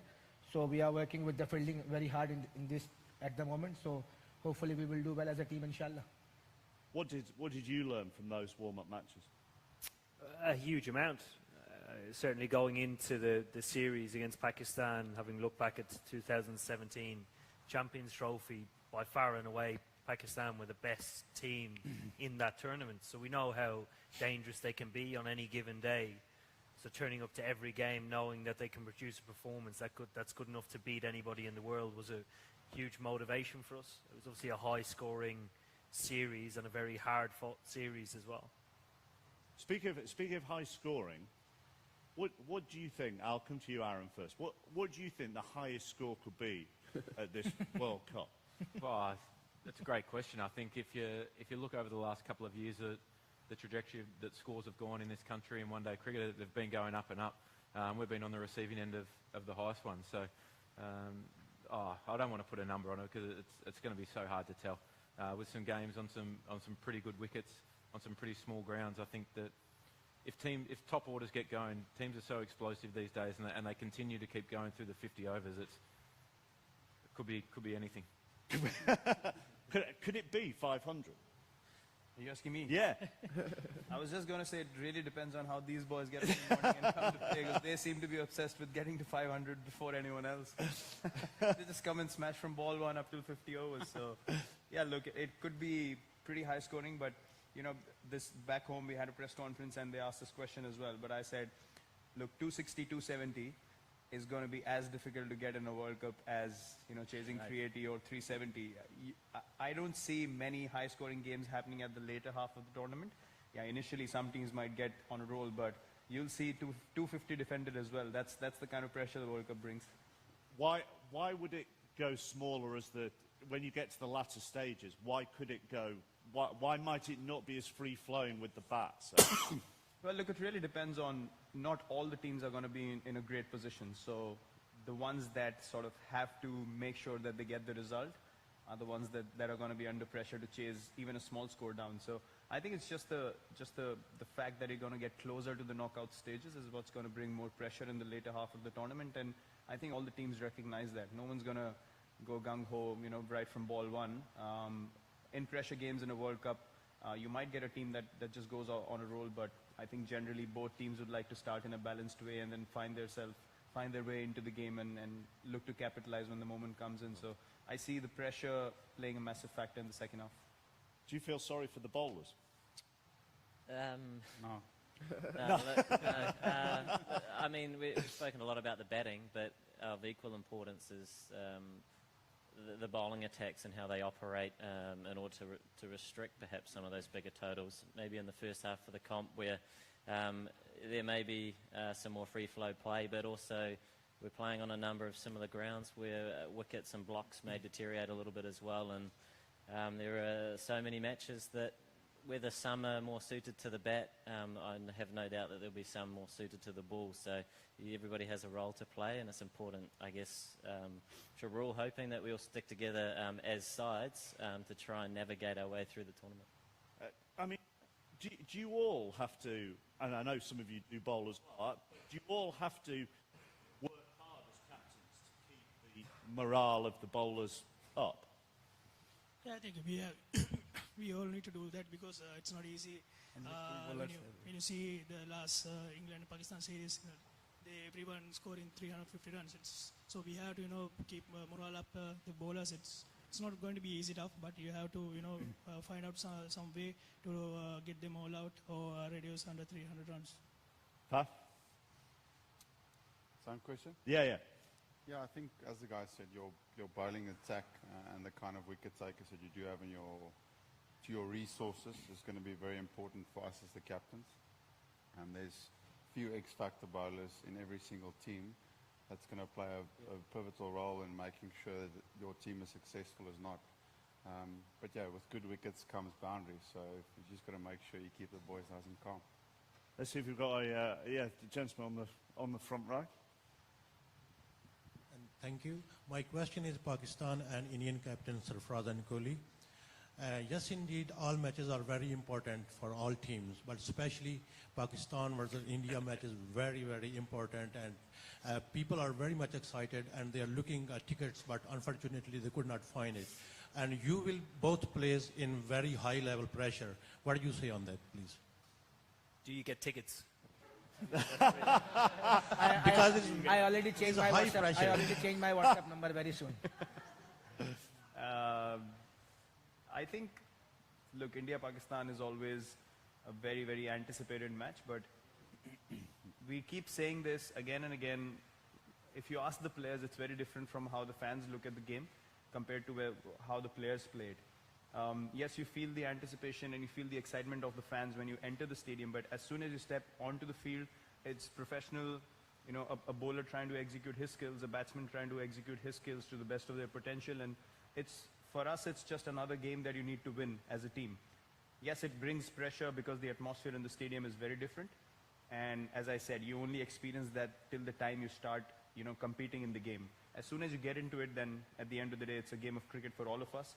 I know we keep saying this again and again, but that's the truth. That's all, you know, all the cricketers, I'm sure from both the sides feel that as soon as you start playing the game, it eventually is a game of bat and ball, and, you know, that's what you need to focus on.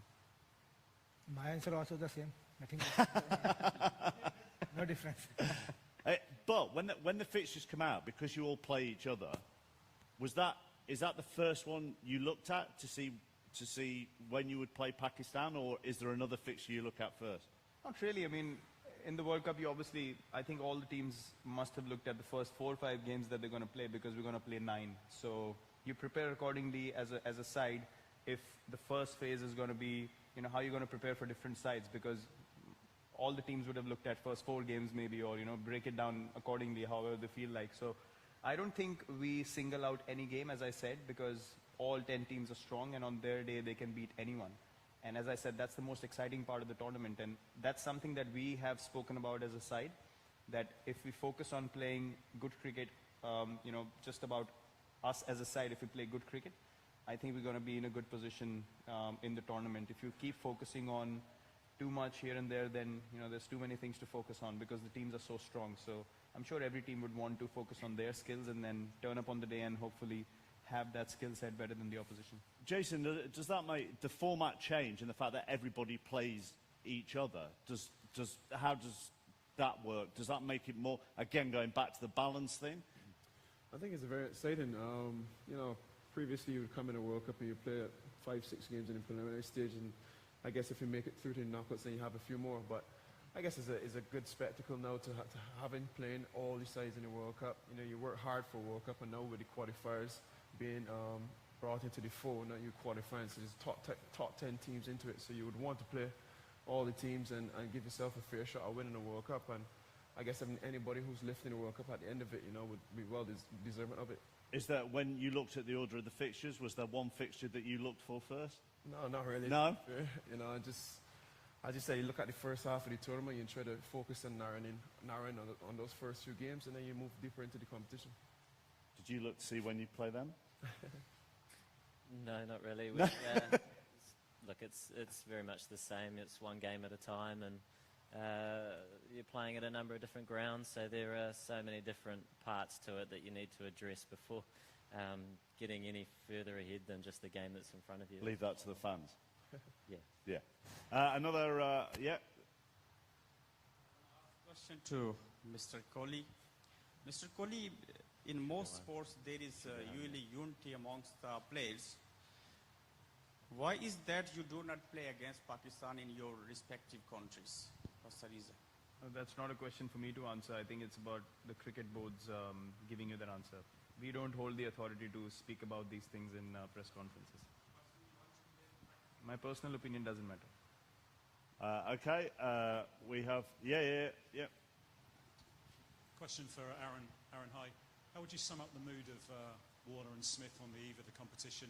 What kind of reception do you think they get from cricket fans here? And also, is there any truth in the idea that Warner's concerned about his security in the UK? Sorry, I just missed the last bit of that question. Is there any truth in the suggestion that Warner may be concerned about his security here in the UK? No, certainly not that I'm aware of. Since they've come back into the squad and the setup in the last couple of weeks, they've been fantastic. They've contributed as much as they can. Their morale's been unbelievable. Obviously, once the World Cup gets underway and we start to get into the tournament, particularly probably games against England, and then further on past this tournament with the Ashes, no doubt that the crowds will start to play a bit of a part. But that's expected. That no matter where you go in the world, the fans play a huge part in it. So no doubt that personally and as an organisation we've got things in place for that. But their input and output with their runs they've been making in the lead up to this tournament has been fantastic. Where's the microphone's there? Yeah. Hi, Virat. I know you're often the key wicket that most teams look for in the batting lineup, but how do you feel about being called out by Jofra Archer as the wicket that he wants to take most in this World Cup? And what have you made of his emergence as an international bowler of real potential? Did he say that? I have no idea. Okay, so that's news to me. News to me. News to Monks as well.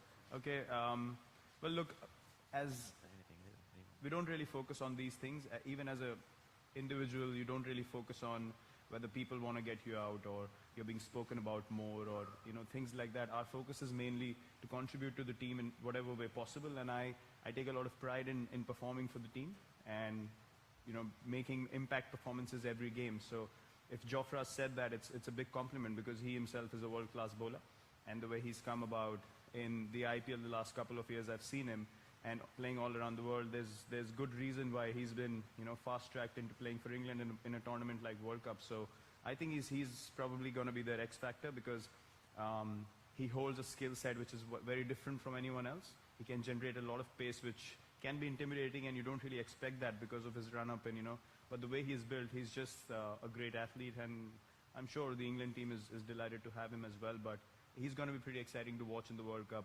I personally would be watching his bowling as well because whatever I've seen of him, he's been very, very impressive. Following on from that, do you think Virat described him as having the X factor? Do you see him as having the X factor? And in your time of captaining him so far, what has surprised you about him? Nothing has surprised me about him. He's come in and performed exactly how he has been around the world. He's impressive in all three, I suppose, parts of a 50-over game. He gives you an option in different areas and obviously has that extra bit of pace as well. So he is exciting. And is it putting pressure on him to describe him as the X factor, or would he relish that? No, it's a huge opportunity. The guy's very young, very ambitious, very confident, wants to play international cricket for England, and that's extremely exciting. He's at the very start of his international career.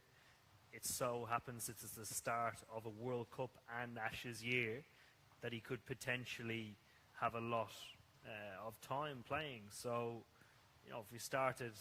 if everybody started here in such a big year like that and had a huge opportunity, it's extremely exciting. Let's take another question if you've got the microphone. My question is from Mr. Sarfraz. 1992 and now is 2019. Will you repeat the history to become a Prime Minister of Pakistan? What a good question. Definitely will try our level best to win the World Cup here, but I don't know about my future. Yes. Question for Virat. What did your team learn from the recent series loss to Australia, and did that change your perception of them going to the World Cup at all? I think the one thing we learned, and all of us were standing at the presentation, and the one thing we spoke about, and I spoke to Stoyan as well when we played in the IPL, was the fact that if a team on a given day gets together against a very experienced side and they just believe more that they can win against all the odds, it can be achieved. And I think that's the learning we got from that series that we played. Being 2-0 up, we thought we're definitely going to win 1 out of 3. But they showed more passion, more character, and more determination than us in the small moments. And they enjoyed every moment as a side, which we took a lot of learning from. So you play anyone in this World Cup, you will need to have that passion and that commitment. Otherwise, the other team's going to get one over you. So that was our learning from that particular series that we lost to Australia. And what did you learn from that series? Yeah, exactly the opposite. Just no matter what happens in a series, if you keep hanging in there and believe that when you get to the big moments that you can create something against such an experienced side who's been together for a long time now, it can be quite a daunting challenge. And I think in the past when we've been 1-0, 2-0 down, it can almost have a deflated impact on your side, and you can go in there expecting to lose a series and just trying to compete in small parts. So the ability for our players, the belief that we got out of that series to, I suppose, just keep hanging in no matter what the situation. If you keep having a crack, you can turn momentum, and you can change momentum in a game so quick that you just have to keep producing day after day. Because if you, like Virat said, if you take any team in this World Cup lightly, you'll get beaten on the day. There's no doubt about that. And that with the structure of the tournament, I think it's fantastic that you play everyone, so the absolute best team of the World Cup will win it. But also, Virat mentioned that they'd learn to enjoy the moments by seeing you enjoy the moments, and sometimes enjoyment can get forgotten in elite sport by all of us. Yeah, absolutely. I think that's the reason we play it as kids, because we love playing the game, and at times you can probably lose sight of that when wins and losses start to take over that thinking. So for us, it was about enjoying each other's company and enjoying each other's success. I think that was such a huge part of it. Just taking every opportunity to really soak up the atmosphere, and playing cricket in India, it doesn't get much better than that. The support and the passion, the crowds, the scrutiny, everything that comes with playing in India is an amazing experience, and something that everyone's very grateful for when you get the opportunity to. So it's just about trying to do it day in, day out. So the guy here said his hand just there. Kane, just a question. How much of a challenge is it to bring the team together? I think, you haven't played an ODI for a couple of months, and the boys have been off playing the IPO and that sort of thing, quite a short turnaround from preparation. And then just secondly, with Tom Latham, whether you expect him to be fit for your opening match in Cardiff? Yes, so firstly, Tom, I guess. He won't be involved in the first two warm-up games, but we're hoping he progresses nice and quickly, and we'll have to address it as the days go by, but we are hoping that he can progress quickly. Sorry, the first one? What was the first question? Oh, the preparation. Yeah, I guess the nature of having a tournament the other side of the world, where it's your different season, meant that we perhaps didn't have some of the, much like number of other teams, have our domestic comps going on, or series within our own countries where you are getting some of that one-day cricket. But that is the nature of the beast, and guys have been involved in IPL. We did have a series in Australia where there were a few warm-up matches there that were really beneficial to the guys involved in that. And to a degree, it is the nature of just the international game, where it's constantly evolving, ever moving, where you're either changing formats or you're playing cricket in all different countries, and you're trying to prepare mentally as well as you can, whilst looking ahead at the fixtures coming up. So obviously a significant tournament in the calendar, one that the team's really excited for, and the preparation has been different for each, but we are looking forward to the two warm-up games that we have prior to going into the World Cup. So more and more, because it's so disparate and everybody's around the world, you have to trust the individual more to be on their game when they arrive. Yeah, I mean, there's always that individual component, but I do think when you come to certainly tournament sport, probably in any sport, where you want to see the team come together as a collective, and I think that's the best way to build momentum in a tournament, and I know that's what every team will be looking for. And for us, it's been great to get together for the last few days. Like it's been mentioned, we haven't played together for a couple of months, but we're not the only ones in that boat, and the guys are really excited to be back in camp, which is really refreshing, and looking forward to the challenges that we have coming up. Right, question for Gulbuddin. How important is your appearance at a World Cup for Afghanistan, and why is cricket such a huge thing and so important for you as a country? Definitely. If you look last 30, 40 years in Afghanistan, is what's going on there. So it's one thing in Afghanistan here is only cricket now. It's a huge sport there now.